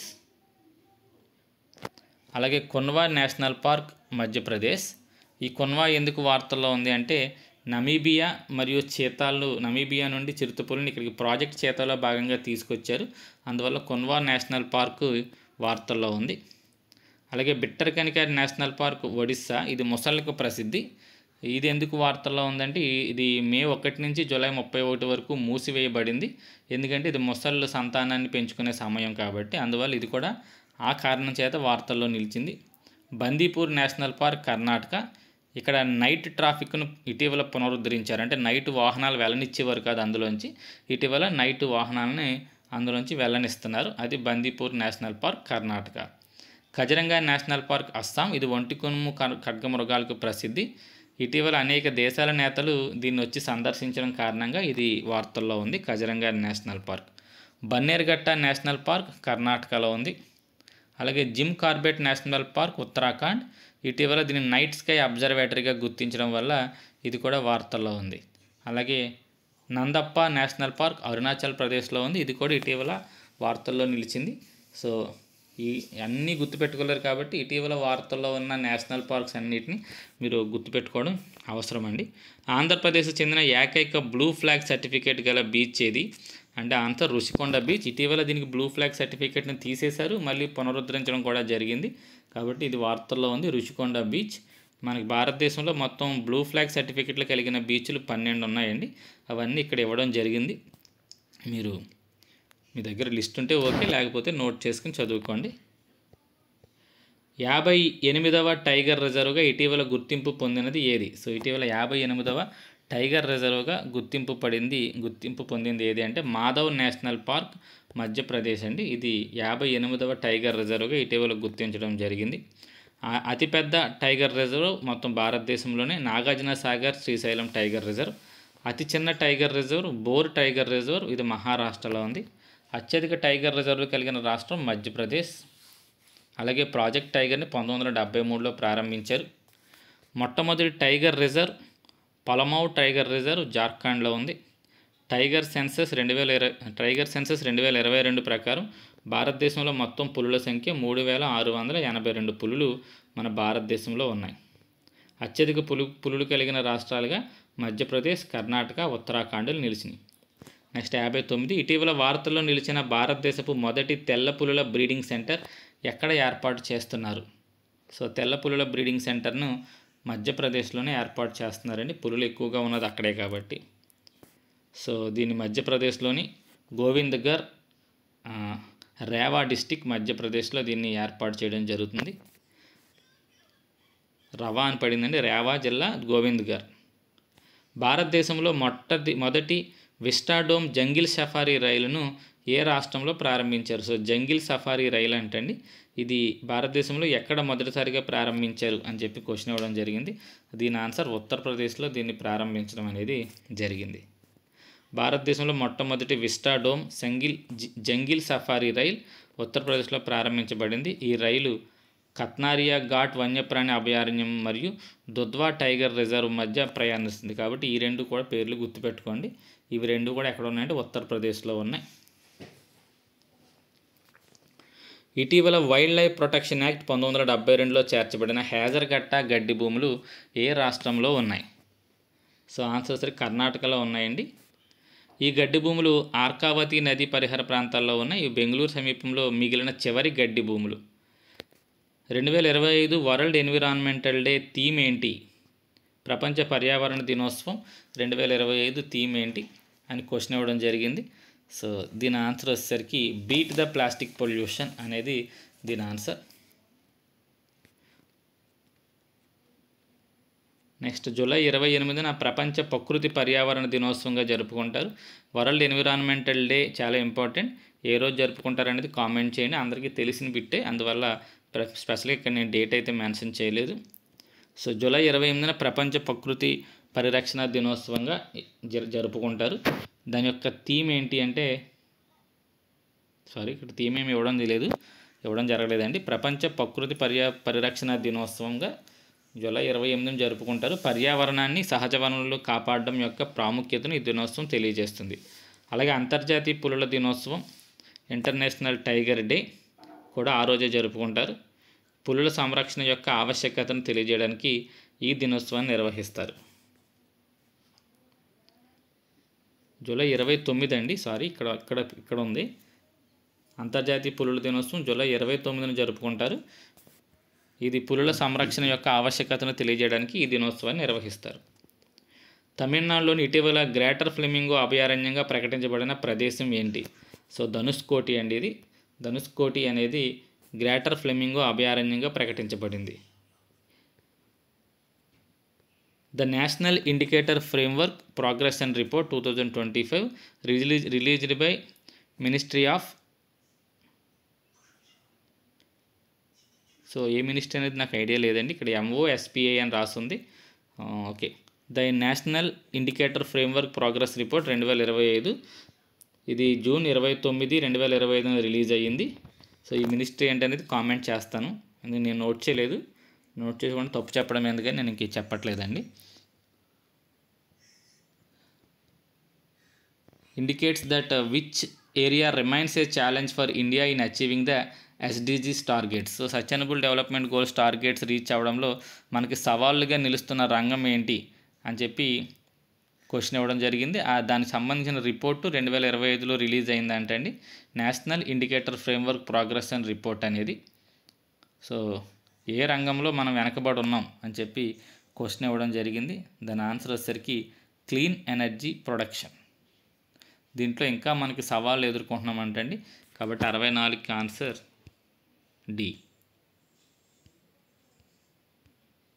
So ఈ నివేదిక సస్టైనబుల్ డెవలప్మెంట్ గోల్స్ అమల్లో భారతదేశం సాధించిన పురోగతిని వివరిస్తుంది. ప్రతి సంవత్సరం జూన్ 29న గణాంకాల దినోత్సవం స్టాటిస్టికల్ డే సందర్భంగా మినిస్ట్రీ ఆఫ్ ఎస్పీఐ ఈ నివేదికను విడుదల చేస్తుంది. మేబీ మినిస్ట్రీ ఆఫ్ స్టాటిస్టిక్స్ అయి ఉంటుందండి ఎస్ అంటే. ఓకే, చూద్దాం, అది నేను చూసాక మీకు కామెంట్ చేస్తాను. National indicator framework progress report 2025 యొక్క కొన్ని ముఖ్యాంశాలు ఇక్కడ ఇవ్వడం జరిగింది. సామాజిక భద్రతా పథకాల పరిధిలోకి వచ్చే జనాభా 2016లో 22% నుండి 2025లో 64.3%కి గణనీయంగా పెరిగింది. సామాజిక భద్రతా పథకాల్లోకి చేరేవారి జనాభా బాగా పెరిగిందండి. 22% నుంచి 64.3% పెరిగింది. గృహ వ్యయానికి సంబంధించి గినీ కోఎఫిషియంట్ గ్రామీణ ప్రాంతాల్లో 2011-12లో 0.283 ఉంటే అది 2023-24కి 0.237%కి, పట్టణ ప్రాంతాల్లో 0.363 ఉంటే 0.284%కి తగ్గింది. దీని అర్థం ఏంటంటే ఇది వ్యయంలో ఎక్కువ సమానత్వాన్ని మరియు తగ్గిన ఆదాయ అసమానతలను సూచిస్తుంది. సో గినీ రిపోర్ట్ దేన్ని చూపిస్తుంది? గినీ కోఎఫిషియంట్ అంటే ఆదాయ అసమానతలను చూపిస్తుందండి. అది తగ్గింది అంటే ఆదాయ అసమానతలు కూడా తగ్గినాయి అని చెప్పి అర్థం. స్టార్టప్ ఇండియా కార్యక్రమం కింద గుర్తింపబడిన స్టార్టప్ల సంఖ్య 2016లో 453 ఉండగా ప్రస్తుతంగా అవి 34,000కు పైగా పెరిగాయని చెప్పి ఈ రిపోర్ట్ చెప్పడం జరిగింది. ప్లాస్టిక్ కాలుష్యాన్ని అరికట్టడానికి పాఠశాల విద్యార్థులకు 6 లక్షల స్టెయిన్లెస్ స్టీల్ వాటర్ బాటిల్ని పంపిణీ చేసే పథకాన్ని ఇటీవల ఏ భారతీయ రాష్ట్రం ప్రారంభించింది? సో ఇది ఆన్సర్ వచ్చేసరికి హిమాచల్ ప్రదేశ్ ప్రారంభించిందండి. సో నెక్స్ట్ క్వశ్చన్కి వెళ్దాం. రాజీవ్ గాంధీ వన సంవర్ధన్ యోజన అనే దాన్ని ప్రారంభించిన భారతీయ రాష్ట్రం ఏది? రాజీవ్ గాంధీ వన సంవర్ధన్ యోజన అనే దాన్ని ప్రారంభించిన భారతీయ రాష్ట్రం ఏది? సో దీని ఆన్సర్ వచ్చేసరికి హిమాచల్ ప్రదేశ్ అండి. సో రాజీవ్ గాంధీ వన సంవర్ధన్ యోజన హిమాచల్ ప్రదేశ్ రాష్ట్రంలో అటవీ విస్తీర్ణాన్ని పెంచడం ఈ పథకం యొక్క ముఖ్య ఉద్దేశం. ఈ పథకం 2026 నాటికి హిమాచల్ ప్రదేశ్ను గ్రీన్ ఎనర్జీ స్టేట్గా మార్చాలనే విస్తృత లక్ష్యంలో భాగంగా ప్రారంభించడం జరిగింది. ఇటీవల విస్ఫోటనం చెందిన మౌంట్ ఎట్నా అనే అగ్నిపర్వతం ఏ దేశంలో ఉంది? ఇటీవల పేలిందంటే అగ్నిపర్వతం మౌంట్ ఎట్నా ఏ దేశంలో ఉందంటే ఇటలీ దేశంలో ఇది ఉంది. Climate change performance index CCPI 2025లో భారతదేశం ఎన్నో ర్యాంక్లో ఉంది? క్లైమేట్ చేంజ్ పెర్ఫార్మెన్స్ ఇండెక్స్లో భారతదేశం 10వ ర్యాంక్లో ఉందండి. మొదటి మూడు ఖాళీగా ఉంచేశారు. ముందుగా ఏ 3 దేశాలకి స్థానాలు ఇవ్వలేదండి. 1, 2, 3 ఖాళీగా ఉన్నాయి. ఎందుకంటే ఏ కంట్రీ కూడా సరిగ్గా పెర్ఫార్మెన్స్ చేయలేదట. 4వ స్థానంలో మాత్రం డెన్మార్క్ నిలిచింది. కాబట్టి మన భారతదేశం మాత్రం 10వ స్థానంలో ఉంది. ఇటీవల యునెస్కో తాత్కాలిక వారసత్వ జాబితాలో చేర్చిన సల్ఖాన్ శిలాజ పార్కు భారతదేశంలో ఏ రాష్ట్రంలో ఉంది? సో ఆన్సర్ సరిగ్గా ఉత్తరప్రదేశ్లో ఉందండి. ఇది ఇటీవల యునెస్కో తాత్కాలిక వారసత్వ జాబితాలో చేర్చబడిందంట. సో సల్ఖాన్ శిలాజ పార్క్ ఇటీవల యునెస్కో తాత్కాలిక వారసత్వ జాబితాలో చేర్చబడింది. ఇది భారతదేశంలోని ఉత్తరప్రదేశ్లోని సోన్భద్ర జిల్లాలో ఉంది. ఈ పార్క్ 1.4 బిలియన్ సంవత్సరాల పురాతన స్ట్రమటోలైట్లు సూక్ష్మజీవులచే ఏర్పడ్డ పొరల శిలలు మరియు ఆల్గే శిలాజాలకు ప్రసిద్ధి చెందింది. ఇవి భూమిపై ప్రారంభ జీవనానికి సంబంధించిన ఆధారాలుగా పరిగణింపబడతాయి కాబట్టి వీటిని తాత్కాలిక వారసత్వ జాబితాలో చేర్చారంటండి. ఇవి ఎక్కడున్నాయంటే ఉత్తరప్రదేశ్లో ఉన్నాయి. ఇండియా కన్జర్వేషన్ కాన్ఫరెన్స్ 2025 కింది వాటిలో ఏ నగరంలో జరిగింది? ఇండియన్ కన్జర్వేషన్ కాన్ఫరెన్స్ ICCON 2025 ఏ నగరంలో జరిగింది అని చెప్పి క్వశ్చన్ ఇవ్వడం జరిగింది. ఆన్సర్ డెహ్రాడూన్లో జరిగిందండి. సో భారతీయ సంరక్షణ సదస్సు జూన్ 25 నుండి 27, 2025 వరకు ఉత్తరాఖండ్లోని డెహ్రాడూన్లోని వైల్డ్ లైఫ్ ఇన్స్టిట్యూట్ ఆఫ్ ఇండియాలో జరిగింది. సో ఇక్కడ ఇంకొక బిట్ ఏంటంటే wild life institute of India ఎక్కడ ఉంది అని కూడా క్వశ్చన్ అడగవచ్చు. డెహ్రాడూన్లో ఉంది. ఈ సదస్సు కేంద్ర పర్యావరణ, అటవీ మరియు వాతావరణ మార్పుల శాఖ మంత్రి భూపేంద్ర యాదవ్ ప్రారంభించడం జరిగింది. Next, India first dedicated butterfly sanctuary was recently inaugurated in which of the following locations. So butterfly sanctuary అంటే అండి, సో ఈ బటర్ఫ్లై శాంక్చురీ ఎక్కడ ప్రారంభించడం జరిగింది అని చెప్పి, సీతాకోక చిలుకల శాంక్చురీ ఎక్కడ ప్రారంభించింది? కేరళలో ప్రారంభించడం జరిగిందండి. కాబట్టి 71కి ఆన్సర్ సి. హిమానీ నదాలపై అంతర్జాతీయ సదస్సు 2025 ఎక్కడ జరిగింది? Where did the international conference of glaciers 2025 takes place? So దీని ఆన్సర్ దోసాంబేలో జరిగిందండి. So answer B. దోసాంబేలో జరిగిన హిమానీ నదాల అంతర్జాతీయ సదస్సు ప్రదేశం తజికిస్తాన్లో ఉంది. దోసాంబే ఐక్యరాజ్య సమితి 2025 సంవత్సరాన్ని అంతర్జాతీయ హిమానీ నదాల సంరక్షణ సంవత్సరంగా ప్రకటించడం జరిగింది. ఇది కూడా ఇంపార్టెంట్ పాయింట్ అండి. 2025 నుంచి 2034 వరకు క్రయోస్పిరిక్ సైన్సెస్ కోసం దశాబ్దం డెకేడ్ ఆఫ్ యాక్షన్ ఫర్ క్రయోస్పిరిక్ సైన్సెస్గా కూడా ప్రకటించారు. సో ఇక్కడ 2 ప్రకటనలు జరిగినాయి. 2025 సంవత్సరాన్ని ఏమో అంతర్జాతీయ హిమానీ నదాల సంవత్సరంగా, అలాగే 2025-34 దశాబ్దాన్ని క్రయోస్పిరిక్ సైన్సెస్ దశాబ్దంగా కూడా ప్రకటించడం జరిగింది. పర్యావరణ పరిరక్షణ ప్రయత్నాలను బలోపేతం చేయడానికి మాజీ వసుంధర ప్రచారం 6.0 మాజీ వసుంధర క్యాంపెయిన్ 6.0 ప్రారంభించిన భారతీయ రాష్ట్ర ప్రభుత్వం ఏది? సో పర్యావరణ పరిరక్షణ ప్రయత్నాల కోసం ఈ ప్రచారాన్ని ప్రారంభించారంటే అండి మాజీ వసుంధర క్యాంపెయిన్ అనే దాన్ని స్టార్ట్ చేశారు. అది ఎక్కడ అని క్వశ్చన్ ఇవ్వడం జరిగింది. సో దీని ఆన్సర్ మహారాష్ట్రలో దీన్ని ప్రారంభించడం జరిగింది. ఆసియాలోని అత్యంత వృద్ధ ఎలిఫెంట్ పేరేంటి? అది ఇటీవలే మరణించింది అని ఇవ్వడం జరిగింది. ఆ వృద్ధ ఎలిఫెంట్ పేరు వత్సల. ఇటీవల ఆసియాలోని అతిపెద్ద జంగిల్ సఫారీని ప్రారంభించిన రాష్ట్రం ఏది? సో ఆన్సర్ సరికి హర్యానా అండి. అతిపెద్ద జంగిల్ సఫారీని ప్రారంభించింది హర్యానా. భారతదేశంలో తొలిసారిగా హార్న్బిల్ కన్జర్వేషన్ కోసం సెంటర్ ఫర్ ఎక్సలెన్స్ని రాష్ట్రంలోని ఏ టైగర్ రిజర్వ్ వద్ద ఏర్పాటు చేయడానికి అప్రూవ్ చేయడం జరిగింది. India's first centre of excellence for hornbill conservation has been approved at which tiger reserve in which state? అది ఏ టైగర్ రిజర్వ్ ఏ స్టేట్లో ఉందని చెప్పి క్వశ్చన్ ఇవ్వడం జరిగింది. So answer Annamalai tiger reserve, Tamil Nadu. ఇక్కడ ఈ హార్న్బిల్ అనే దాన్ని రక్షిస్తారు. అన్నామలై టైగర్ రిజర్వ్ తమిళనాడులో ఉంది. ఇది రిజర్వ్లో ఏర్పాటు చేయబడిన ఈ కేంద్రం భారతదేశంలోనే హార్న్బిల్ పక్షుల కోసం ప్రత్యేకంగా ఏర్పాటు చేయబడ్డ మొట్టమొదటి సెంటర్ ఆఫ్ ఎక్సలెన్స్.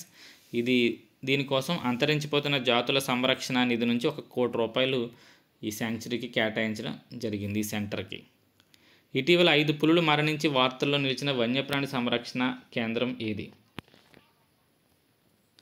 5 పులులు మరణించినాయి అంటే అండి answer MM hills wildlife sanctuary, Karnataka. So answer B అండి, MM hills wildlife sanctuary, Karnataka. So సమాధానం ఒకసారి చూద్దాం. ఎంఎం హిల్స్ చామరాజ్నగర్ జిల్లాలోని మలే మహదేశ్వర. సో ఎంఎం అంటే Male Mahadeshwara hills wildlife sanctuary. ఇక్కడ ఒక తల్లి పులి మరియు దాని 4 పిల్లలు చనిపోయిన ఘటన చర్చనీయాంశమై ఇది వార్తల్లో నిలిచిందంటండి. గుర్తుపెట్టుకోండి, MM hills wildlife sanctuary, Karnataka. భారతదేశంలోని మొట్టమొదటి యానిమల్ ఓవర్ పాస్ ఎక్స్ప్రెస్ వేను ప్రారంభించింది ఎక్కడ? సో అంటే ఇలా ఎక్స్ప్రెస్ వే వెళ్తూ ఉంటే ఇది చుట్టూ అడవి ఉంటుందండి. అడవిలో జంతువులు రోడ్డు మీద రాకుండా పైనుంచి వెళ్ళడం కోసం వాటికి సెపరేట్ కారిడార్ నిర్మించారు. అది ఎక్కడ ఏ ఎక్స్ప్రెస్ వేలో ఈ కారిడార్ నిర్మించారు అని చెప్పి క్వశ్చన్. దీన్ని నిర్మించింది ఢిల్లీ ముంబై ఎక్స్ప్రెస్ వేలో దీన్ని నిర్మించడం జరిగిందండి. కాబట్టి ఆన్సర్ బి. భారతదేశంలో జంతువుల కోసం ప్రత్యేకంగా నిర్మించిన మొట్టమొదటి ఓవర్ పాస్ కారిడార్ను ఢిల్లీ ముంబై ఎక్స్ప్రెస్ వేలో ఉంది. ఇది మనుషులు జంతువుల రెండింటికి భద్రత కల్పించేందుకు ఉద్దేశింపబడింది. రామ్సార్ కన్వెన్షన్కు సంబంధించి COP15 సదస్సు దిగువ దేశాల్లో ఏ దేశంలో నిర్వహించబడింది? సో కాప్ సదస్సులు చాలా ఉన్నాయండి. ఇక్కడ జరిగిన COP15 సదస్సు కన్జర్వేషన్ ఆఫ్ పార్టీ సదస్సు రామ్సర్ కన్వెన్షన్కి సంబంధించింది. దానికి సంబంధించిన COP15 సదస్సు ఎక్కడ జరిగిందంటే జింబాబ్వేలో జరిగిందండి. సో 79కి answer C. Who became the first Indian to receive the Ramsar award for wetland wise use. So wetland wise యూజ్కి రామ్సర్ అవార్డు పొందిన మొట్టమొదటి భారతీయురాలు ఎవరు అంటే ఆన్సర్ జయశ్రీ వెంకటేషన్ అండి. So answer D. చెన్నైలోని కేర్ ఎట్ ద ట్రస్ట్ యొక్క సహస్థాపకురాలట. 2025 మార్చిలో Ramsar award for wetland wise use అవార్డును గెలిచిన తొలి భారతీయురాలిగా ఈవిడ నిలిచింది. 2023 లెక్కింపులో ఏ రాష్ట్రం అత్యధిక ఏనుగుల జనాభాను నమోదు చేసింది. సో అత్యధికంగా ఏనుగులు నమోదు ఉన్న రాష్ట్రం ఏది అంటే కర్ణాటక అండి. కాబట్టి 81కి ఆన్సర్ సి. ఏనుగులు ప్రతి 5 సంవత్సరాలకు ఒకసారి లెక్కించడం జరుగుతుంది. మొత్తం భారతదేశంలో సుమారు 15,887 ఏనుగులు నమోదయ్యాయి. కొన్ని ఈశాన్య రాష్ట్రాల్లో లెక్కింపు కుదరక దాన్ని మినహాయించారంటండి.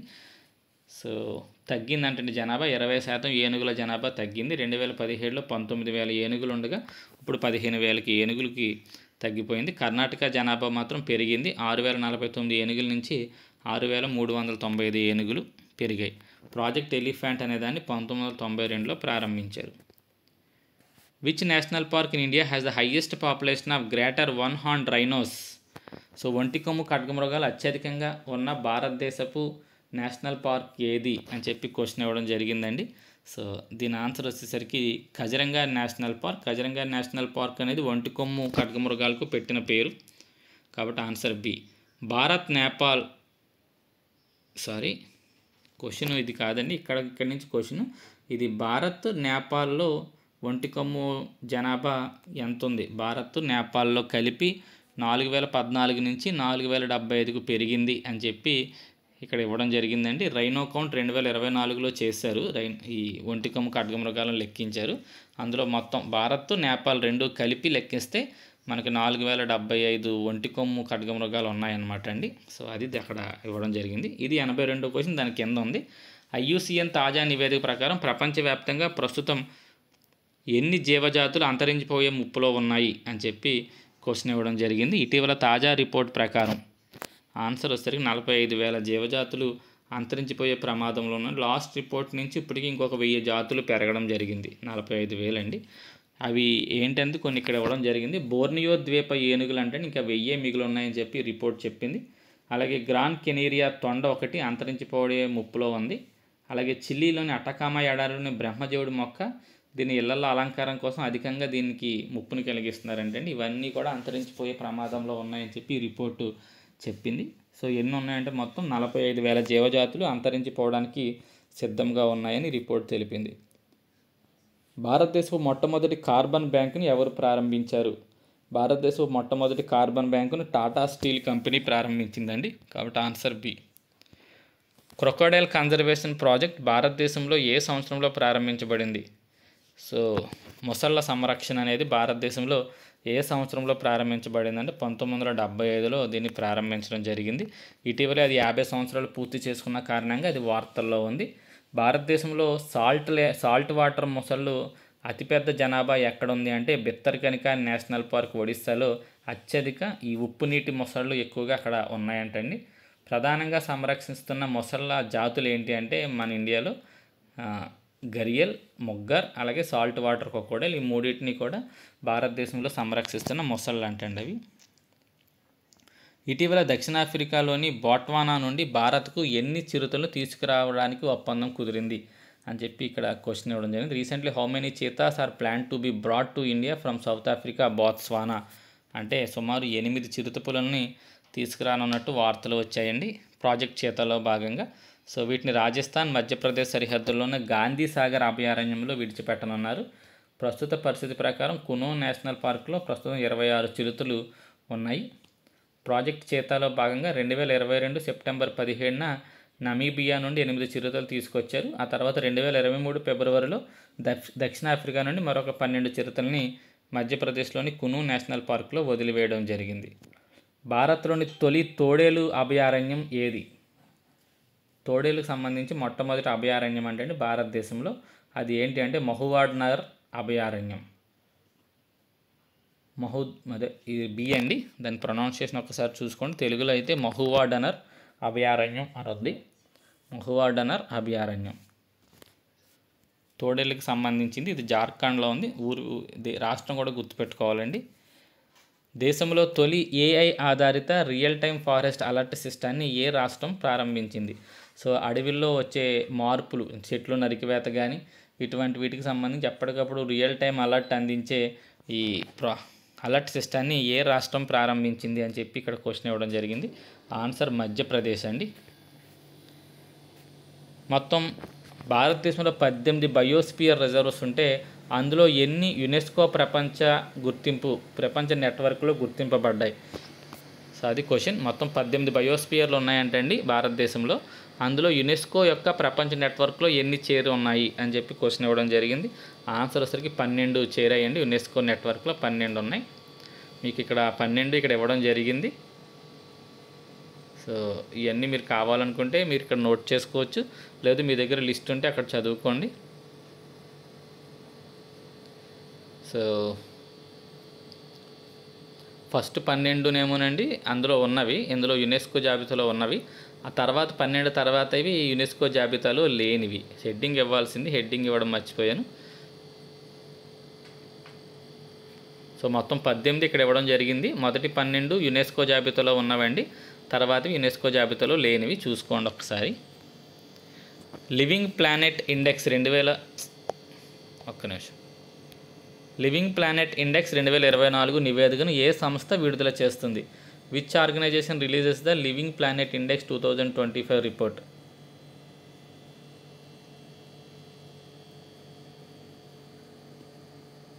సో దీని ఆన్సర్ వచ్చేసరికి బి అండి. వరల్డ్ లైఫ్ ఫండ్ అనేది మనకి దీన్ని రిలీజ్ చేస్తుంది. క్వశ్చన్ నెంబర్ ఇక్కడ ఇవ్వడం మర్చిపోయానండి. Question number 89. సో ఇక్కడ ఇవ్వడం మర్చిపోయాను. సరే, 1-2 క్వశ్చన్స్ మీకు ఎక్కువ తక్కువ లేకుండా 100కి పైగానే క్వశ్చన్స్ ఇందులో ఉన్నాయండి. సుమారు 111 క్వశ్చన్స్ అయితే నేను ఫ్రేమ్ చేశాను. కొన్నిటి క్వశ్చన్ నెంబర్లు ఇవ్వడం మర్చిపోవడం, క్వశ్చన్ నెంబర్లు తప్పు వేయడం ఇవన్నీ ఉన్నాయండి. అవి పెద్ద పట్టించుకోవద్దు. సో ఇక్కడ వరల్డ్ వైల్డ్ లైఫ్ ఫండ్ అనేది ఈ లివింగ్ ప్లానెట్ ఇండెక్స్ని రిలీజ్ చేసింది. ఇందులో అది ఏం చెప్పిందంటే ప్రపంచవ్యాప్తంగా 73% జాతుల్లో తగ్గుదల కనపడిందని, అత్యధికంగా 85% జాతులు తగ్గిని మంచినీటిలో నివసించే జాతులు అంతరించిపోయే ప్రమాదానికి చేరినాయని 85% జాతుల్లో తగ్గుదల కనపడిందంటండి. ఎక్కువగా లాటిన్ అమెరికా, కరేబియా దేశాల్లో నివసిస్తున్న జాతులైతే 95% జాతుల్లో తగ్గుదల కనపడింది. కేవలం 5% జాతులు పెరగడం కానీ సమానంగా ఉండడం కానీ జరిగిందని చెప్పి రిపోర్ట్ చెప్పడం జరిగింది. తాజా ప్రపంచ ప్రకృతి సంరక్షణ సూచీలో భారతదేశ ర్యాంక్ ఎంత? What is the Indians rank in the latest nature conservation index? So nature conservation ఇండెక్స్లో భారతదేశం అత్యంత కింద నుంచి 3వ స్థానంలో ఉన్నట్టు రిపోర్ట్ చెప్పిందండి. మనం 176వ స్థానంలో ఉన్నాం. చివరి నుంచి 3వ స్థానంలో మన భారతదేశం నిలవడం జరిగింది. కొత్తగా తూనిగ జాతి ఒకటి గుర్తించారు. దాన్ని ఎక్కడ గుర్తించారు అని చెప్పి క్వశ్చన్ ఇవ్వడం జరిగిందండి. In which region was the new species of damselfly discovered అని చెప్పి క్వశ్చన్. సో దీని ఆన్సర్ వచ్చేసరికి పశ్చిమ కనుమల్లో దీన్ని గుర్తించడం జరిగింది. దీనికి ఏం పేరు పెట్టారంటే అగస్తమలై అని చెప్పి ఈ తూనిగా జాతికి పేరు కూడా పెట్టడం జరిగింది. ప్రపంచ గ్రీన్ హౌస్ వాయు ఉద్గారాల్లో అగ్రస్థానంలో ఉన్న నగరం ఏది అని చెప్పి క్వశ్చన్ అండి. ప్రపంచ గ్రీన్ హౌస్ వాయు ఉద్గారాల్లో మొదటి స్థానంలో ఉన్న నగరం షాంఘై అండి. కస్తూరి రంగ నివేదికలో పశ్చిమ కనుమల్లో ఎంత శాతం ప్రాంతాన్ని పర్యావరణ సున్నిత ప్రాంతంగా ప్రకటించాలని అది ప్రతిపాదించడం జరిగింది. సో ఈ పశ్చిమ కనుమల్లో ఈ ప్రాంతాలన్నీ ఇటీవల మనకు వార్తల్లో నిలుస్తున్నాయండి. అంటే అవి కొండ చర్యలు విరిగిపడడం కానీ ఇటువంటివి జరుగుతున్నప్పుడు ఈ రిపోర్ట్ అతమాట్లు వార్తల్లోకి వస్తుంది. ఈ కస్తూరి రంగ నివేదిక ఏం చెప్పిందంటే 37% ఈ ఏవైతే పశ్చిమ కనుమలు ఉన్నాయో అవన్నీ సున్నితమైన ప్రాంతాలు, అక్కడ ఎటువంటి కన్స్ట్రక్షన్స్ ఏమీ చేయకూడదని చెప్పి రిపోర్ట్ చెప్తుంది. కాకపోతే ఆ రాష్ట్రాలన్నీ దీన్ని తిరస్కరిస్తున్నాయని ఇటీవల మళ్ళీ కర్ణాటక దీన్ని తిరస్కరించి వార్తల్లో నిలిచింది. పర్యాటక కాలుష్య ఉద్గారాల్లో భారతదేశం ఏ స్థానంలో ఉంది? పర్యాటక కాలుష్య ఉద్గారాల్లో భారతదేశం 3వ స్థానంలో ఉందండి. 94కి ఆన్సర్ సి. మొదటి స్థానంలో చైనా, 2వ స్థానంలో అమెరికా ఉంది. మనం 3వ స్థానంలో ఉన్నాం. సో ఏ సంస్థ దీన్ని రూపొందిస్తుందంటే క్వీన్లాండ్ విశ్వవిద్యాలయం అనే సంస్థ ఈ రిపోర్ట్ని ఇవ్వడం జరిగింది. 2024 అత్యధిక పులుల మరణాలు నమోదైన రాష్ట్రం ఏది? ఎక్కువ పులులు మరణించి ఇటీవల వార్తలు నిలిచిన రాష్ట్రం ఏది అంటే మధ్యప్రదేశ్ అండి. మధ్యప్రదేశ్లో పులులు ఎక్కువే ఉన్నాయి, పులుల మరణాలు కూడా అక్కడ ఎక్కువగా ఉన్నాయి. తర్వాత స్థానంలో మహారాష్ట్ర ఉందండి. మొదటి స్థానంలో మధ్యప్రదేశ్. ఇక్కడ మీకు ఆప్షన్ ఇవ్వడం మర్చిపోయిన ఆన్సర్, సో గుర్తుపెట్టుకోండి మధ్యప్రదేశ్.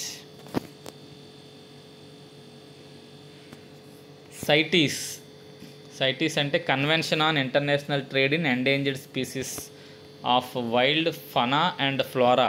ఇది ఎప్పుడు అమల్లోకి వచ్చింది? అధికారికంగా ఈ సైటీస్ అనే కన్జర్వేషన్ అనే ఒప్పందం ఎప్పుడు అమల్లోకి వచ్చిందని క్వశ్చన్ అండి. సో ఆన్సర్ 1975 జూలై 1 ఇది మనకి అమల్లోకి వచ్చింది. అంతరించిపోతున్న వన్యప్రాణులు మరియు వృక్షాల అంతర్జాతీయ వాణిజ్య ఒప్పందం ఇది 1973లో ఆమోదించబడ్డప్పటికీ ఎప్పటి నుంచి అమల్లోకి వచ్చిందంటే 1975 జూలై 1 నుంచి మనకి అది అమల్లోకి వచ్చింది. దీన్ని వాషింగ్టన్ డీసీలో ఈ ఒప్పందం చేసుకోవడం అనేది జరిగింది.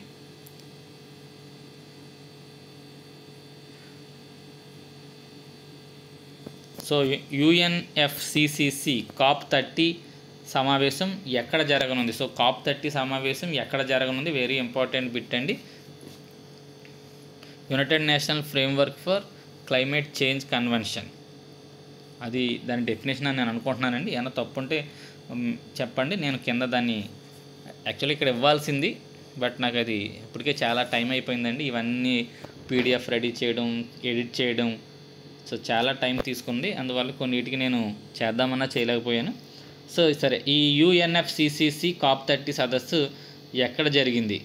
సరే, బ్రెజిల్లో ఏ నగరంలో జరగనుంది 2025లో అని చెప్పి క్వశ్చన్ ఇవ్వడం జరిగింది. సో దీని ఆన్సర్ వచ్చేసరికి డి అండి, బెలెమ్ అనే చోట ఇది జరగనుంది. అజర్బైజాన్ రాజధాని మొత్తం ఈ COP సమావేశాలన్నీ ఇక్కడ మీకు పూర్తిగా ఇవ్వడం జరిగింది. అజర్బైజాన్ రాజధాని బాకులో నవంబర్ 11, 22, 2024 వరకు COP29 సమావేశం జరిగిందండి. మీకు పైన ఇచ్చింది COP30 గురించి. COP29 సమావేశం ఎప్పుడు జరిగింది అంటే అజర్బైజాన్ రాజధాని బాకులో 2024 నవంబర్లో జరిగింది. ఈ సదస్సులో ప్రధానంగా చర్చించిన అంశం వాతావరణ ఆర్థిక సహాయం, క్లైమేట్ ఫైనాన్స్ గురించి ఇక్కడ చర్చించడం జరిగింది. దానికి సంబంధించి చేసుకున్న ఒప్పందాన్ని బాకు ఒప్పందం అంటారు. ఈ అభివృద్ధి చెందిన దేశాలు, అభివృద్ధి చెందుతున్న దేశాలకు సంవత్సరానికి $300 బిలియన్ సహాయం అందించాలని, దేనికోసం అంటే శిలాజ ఇంధనాల వినియోగాన్ని తగ్గించడం కోసం. ఇలా 2035 నాటికి ప్రతి సంవత్సరం కనీసం $300 బిలియన్ సహాయాన్ని వాళ్ళు అందించాలని అంగీకరించారు. అది ఆ సమావేశంలో జరిగిన ఇంపార్టెంట్ అంశం, వెరీ ఇంపార్టెంట్ అండి ఇది. సో మొదటి సమావేశం అసలు యుఎన్ఎఫ్సిసిసి ఐక్యరాజ్య సమితి వాతావరణ మార్పుల framework convention. So United national framework for climate change convention, ఓకేనండి. సో ఇది COP1 మొట్టమొదటిసారి బెర్లిన్లో జరిగింది 1995లో. సో అది మొదటి సమావేశం ఎక్కడ జరిగిందంటే COP1 సంబంధించి గుర్తుపెట్టుకోండి. COP3 క్యోటో ప్రోటోకాల్ అని చెప్పుకున్న 1997లో జరిగింది. ఇది అత్యంత ముఖ్యమైన సదస్సులో ఒకటి. ఈ సమావేశంలో క్యోటో ప్రోటోకాల్ ఆమోదించబడింది. తర్వాత COP21 వెరీ ఇంపార్టెంట్ అండి, 2015 ప్యారిస్లో జరిగింది. ఇది చరిత్రలోనే అత్యంత కీలకమైన సమావేశం. ప్రతిసారి దీని మీద బిట్ ఉంటుందండి. ఈ సమావేశం చారిత్రాత్మకమైన ప్యారిస్ ఒప్పందానికి ఆమోదించబడింది. ఈ ఒప్పందం కింద అన్ని దేశాలు, అభివృద్ధి చెందినవి, అభివృద్ధి చెందుతున్నవి కూడా గ్లోబల్ వార్మింగ్ను 2 డిగ్రీల సెంటీగ్రేడ్ కంటే 2 డిగ్రీల సెల్సియస్ కన్నా తక్కువకు మరియు వీలైతే 1.5 డిగ్రీ సెల్సియస్కు పరిమితం చేయడానికి స్వచ్ఛందంగా తమ జాతీయంగా నిర్ణయించిన విరాళాలను సమర్పించడానికి కూడా అంగీకరించారు. తగ్గించడానికి, అలాగే తగ్గించడం కోసం చర్యలు తీసుకోవడానికి విరాళాలు కూడా ఇవ్వడానికి అవి ఒప్పుకున్నాయన్నమాట అండి. నెక్స్ట్ COP26 గ్లాస్గోలో జరిగింది 2021లో. ఇక్కడ ఈ గ్లాస్గో క్లైమేట్ ప్యాక్ట్లో శిలాజ ఇంధనాలు, ముఖ్యంగా బొగ్గుని క్రమంగా తగ్గించాలని మొట్టమొదటిసారిగా స్పష్టంగా పేర్కొన్నారు. ఎక్కడ అంటే COP26 సమావేశం 2021 గ్లాస్గోలో జరిగింది. ఈ మొన్న 2024లో జరిగిన 29వ COP సమావేశంలో భారతదేశం అయితే సుమారు $600 బిలియన్ గ్రాంట్గా ఇవ్వాలి మాకు, లేకపోతే మేము పూర్తిగా ఈ కార్బన్ ఉద్గారాలు తగ్గించడం కష్టమవుతుంది అని చెప్పి కూడా పోరాడడం జరిగింది. కాకపోతే దాన్ని చివరికి $300కి ఒప్పించడం జరిగింది. సో భారతదేశం పోరాడిందండి. సుమారు 1.3 ట్రిలియన్ల వార్షిక లక్ష్యాన్ని ప్రతిపాదించి అందులో $600 బిలియన్ ఏమో గ్రాంట్ను లేదా తత్సమాన వనరుల నుంచి రాబట్టాలి, ఇవన్నీ కూడా భారతదేశం డిమాండ్ చేసింది. కానీ వాళ్ళు అన్నిటికీ ఒప్పుకోకుండా $300 దగ్గర అందరూ ఒప్పుకోవడం జరిగింది. సో అది ఈ COP29 సమావేశము, COP30 సమావేశము, మొత్తం కాప్ సమావేశాల్లో ముఖ్యమైన సమావేశాల గురించి ఇక్కడ మ్యాటర్ ఇవ్వడం జరిగింది. ప్రపంచంలోని అతిపెద్ద వన్యప్రాణి రక్షణ మరియు పునరావాస కేంద్రం వంతారా భారతదేశంలో ఏ రాష్ట్రంలో ఉంది? వనతారా అండి, ఇక్కడ వంతారా అని పడింది. ఇది ఏ రాష్ట్రంలో ఉందంటే గుజరాత్లో ఉంది. రిలయన్స్ ఇండస్ట్రీస్ వాళ్ళు దీన్ని ప్రారంభించడం జరిగింది. అనంత్ అంబానీ దీనికి నాయకత్వం వహిస్తున్నారు. భారతదేశంలో తొలి నేషనల్ డాల్ఫిన్ రీసెర్చ్ సెంటర్ ఏ రాష్ట్రంలో ఉంది? సో డాల్ఫిన్ రీసెర్చ్ సెంటర్ ఎక్కడుంది అంటే ఇది బీహార్లో ఉందండి. సో 99కి ఆన్సర్ బి, బీహార్లోని పాట్నాలో ఉంది. రుషికుల్య మరియు చెన్నై తీర ప్రాంతాల్లో అలివ్ రిడ్లీ తాబేళ్లు ఇటీవల ఎక్కువగా మరణిస్తున్నాయి. దీనికి ప్రధాన కారణం ఏంటి అంటే చేపల వలలు మరియు ఈ ట్రావెలింగ్ వల్ల.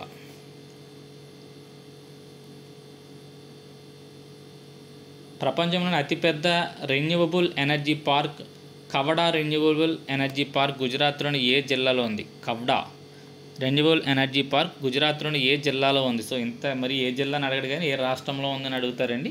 గుజరాత్. అది ఏ జిల్లాలో ఉందంటే కచ్ జిల్లాలో ఉంది. సో మెయిన్ గుజరాత్ బాగా గుర్తుపెట్టుకోండి. అతిపెద్ద రెన్యూవబుల్ ఎనర్జీ పార్క్ ఏ రాష్ట్రంలో ఉందంటే గుజరాత్, అక్కడ ఏ జిల్లాలో ఉందంటే కచ్. భారతదేశపు తొలి public private partnership green waste processing plant. ఈ గ్రీన్ వేస్ట్ ప్రాసెసింగ్ ప్లాంట్ ఏ సిటీలో ఉంది? ఇది తొలి పబ్లిక్ ప్రైవేట్ పార్ట్నర్షిప్తో ఏర్పడిందంటే ఇది ఎక్కడ ఉందంటే ఇండోర్లో ఉంది. కాబట్టి 102కి ఆన్సర్ బి. ప్రస్తుతం అభివృద్ధిలో ఉన్న దుర్గేష్ అరణ్య జువాలజికల్ పార్క్ హిమాచల్ ప్రదేశ్లోని ఏ జిల్లాలో ఉంది? ఇది కూడా అంతేనండి, ఏ రాష్ట్రంలో ఉందని అడుగుతాడు. ఇక్కడ ఏ జిల్లా అనేది అంత ఇంపార్టెంట్ కాదు. దుర్గేష్ అరణ్య జువాలజికల్ పార్క్ ఇటు డెవలప్మెంట్లో ఉంది. ఇది ఏ రాష్ట్రంలో ఉందంటే హిమాచల్ ప్రదేశ్లో ఉంది. ఓకే, అది బాగా గుర్తుపెట్టుకోండి. ఇక ఏ జిల్లా అంటే కాంగ్రా జిల్లాలో ఉందండి. ఇది బి ఆన్సర్. దీని ఇంపార్టెన్స్ ఏంటి అంటే ఇది ఫస్ట్ గ్రీన్ సర్టిఫైడ్ జూ అండి. ఇండియాస్ మొట్టమొదటి గ్రీన్ సర్టిఫికేషన్ కలిగిన జూ ఏది అంటే ఈ దుర్గేష్ అరణ్య జువాలజికల్ పార్క్. ఎక్కడ ఉందో గుర్తుపెట్టుకొని హిమాచల్ ప్రదేశ్లో ఉంది. దీనికి గ్రీన్ సర్టిఫికేట్ని ఇస్తారంటండి ఎవరు అంటే గ్రీన్ బిల్డింగ్ కౌన్సిల్ వాళ్ళు, ఇండియన్ గ్రీన్ బిల్డింగ్ కౌన్సిల్ వాళ్ళు ఆ సర్టిఫికేట్ని ఇస్తారు. Recently Dudhwa tiger reserve has been in news mainly due to the which issue? So ఇటీవల దుధ్వా టైగర్ రిజర్వ్ ఎక్కువగా వార్తల్లో ఉంది. ఎందుకు అంటే ఇక్కడ ఎక్కువగా పులులు మనుషుల మీద దాడి జరుగుతుందంటండి. పులులకి మనుషులకి మధ్య కాన్ఫ్లిక్ట్ ఎక్కువగా జరుగుతూ ఈ దుధ్వా టైగర్ రిజర్వ్ అనేది వార్తల్లో ఉందని చెప్పి క్వశ్చన్ కనపడడం జరిగింది. Next 105 NTPC pilot carbon dioxide to methanol project. Okay, carbon dioxide నుంచి మెథనాల్ తయారు చేసే ప్రాజెక్టు ఎక్కడ ఉంది? అది ఏ పవర్ స్టేషన్లో ఉంది ఇది అని చెప్పి క్వశ్చన్ ఇవ్వడం జరిగింది. సో ఇది వింధ్యాచల్ సూపర్ థర్మల్ పవర్ స్టేషన్లో దీన్ని ఏర్పాటు చేయడం జరిగింది. 105 ఆన్సర్ బి. ఒకసారి ఏం చేస్తారంటే ఈ Vindhyachal super thermal power station ఏ రాష్ట్రంలో ఉందో కూడా మీరు చూసుకోండి. నేను ఇక్కడ ఇవ్వడం కుదరలేదు, మర్చిపోయానండి, ఇవ్వాలనుకున్నాను కానీ ఎందుకో మర్చిపోవడం జరిగింది. Kanger Ghati national park was recently included in which international recognition list? So Kanger Ghati జాతీయ ఉద్యానం ఇటీవల ఏ అంతర్జాతీయ గుర్తింపు జాబితాలో చేర్చబడింది అంటే UNESCO world heritage site tentative లిస్ట్లో దీన్ని చేర్చడం జరిగింది. గుర్తుపెట్టుకోండి, దాని పేరు Kanger Ghati national park. Answer B. ప్రపంచ వెట్లాండ్స్ డే 2025 యొక్క థీమ్ ఏంటి అని చెప్పి క్వశ్చన్ ఇవ్వడం జరిగింది. ప్రపంచ వెట్లాండ్స్ డే థీమ్ ఏంటంటే protecting wetlands for hour common future అనేది దాని యొక్క ఆన్సర్. ప్రపంచ వెట్లాండ్ దినోత్సవం ఎప్పుడు జరుపుకుంటారో కూడా చూసుకోండి. February 2 అని ఇక్కడ ఇవ్వడం జరిగింది, ఒకసారి చెక్ చేయండి సార్. ఇది which Indian state has the highest number of vultures according to the latest census? తాజా సర్వే ప్రకారం భారతదేశంలో అత్యధిక రాబందులు ఏ రాష్ట్రంలో ఉన్నాయంటే మధ్యప్రదేశ్లో ఉన్నాయండి. మధ్యప్రదేశ్లో సుమారు 12,981 రాబందులు ఉన్నట్టు ఇక్కడ ఇవ్వడం జరిగింది. భారత్ నూనె మరియు సహజ వాయువు మంత్రి హర్దీప్ సింగ్ పూరి గారు, ఇండియన్ నూనె కాదండి, అది పెట్రోలియం, తెలుగు ట్రాన్స్లేషన్ అలా ఉంది. According to Indian minister of petroleum and natural gas Hardeep Singh puri, India holds which position in the world for biofuel production? So ఈ బయోఫ్యూయల్ ఉత్పత్తిలో భారతదేశం ఎన్నో స్థానంలో ఉంది అంటే ఆన్సర్ 3వ స్థానంలో ఉందండి. 109కి ఆన్సర్ సి. గంగా నది డాల్ఫిన్లు ఏ రాష్ట్రంలో అత్యధికంగా ఉన్నాయి? సో గంగా నది డాల్ఫిన్లు ఏ రాష్ట్రంలో అత్యధికంగా ఉన్నాయంటే ఉత్తరప్రదేశ్లో ఈ గంగా నది డాల్ఫిన్లు ఎక్కువగా ఉన్నాయి. సుమారు 6324 డాల్ఫిన్స్ మన ఇండియాలో ఉన్నట్టు ఈ రిపోర్ట్లో పేర్కొన్నారు. తెలంగాణ ప్రభుత్వం కొమరం భీం టైగర్ కారిడార్ని ఇటీవల పేరు మార్చింది. దానికి ఏ అధికారిక పేరు పెట్టింది? కొమరం భీం టైగర్ కారిడార్కి ఏ అధికారిక పేరు ఇవ్వడం జరిగిందంటే కొమరం భీం కన్జర్వేషన్ రిజర్వ్ అని చెప్పి దానికి పేరు పెట్టడం జరిగింది. సో ఆన్సర్ సి అండి, కొమరం భీం కన్జర్వేషన్ రిజర్వ్ అనేది దానికి ఆన్సర్. సో ఇవి important environment and sustainable development bits అండి. ఎక్కడైనా తప్పు చెప్పినట్టయితే కామెంట్ చేయండి. అదేవిధంగా మీ ఫ్రెండ్స్కి వాళ్ళకి కూడా ఈ వీడియో షేర్ చేయండి, ఉపయోగపడుతుంది. Thank you.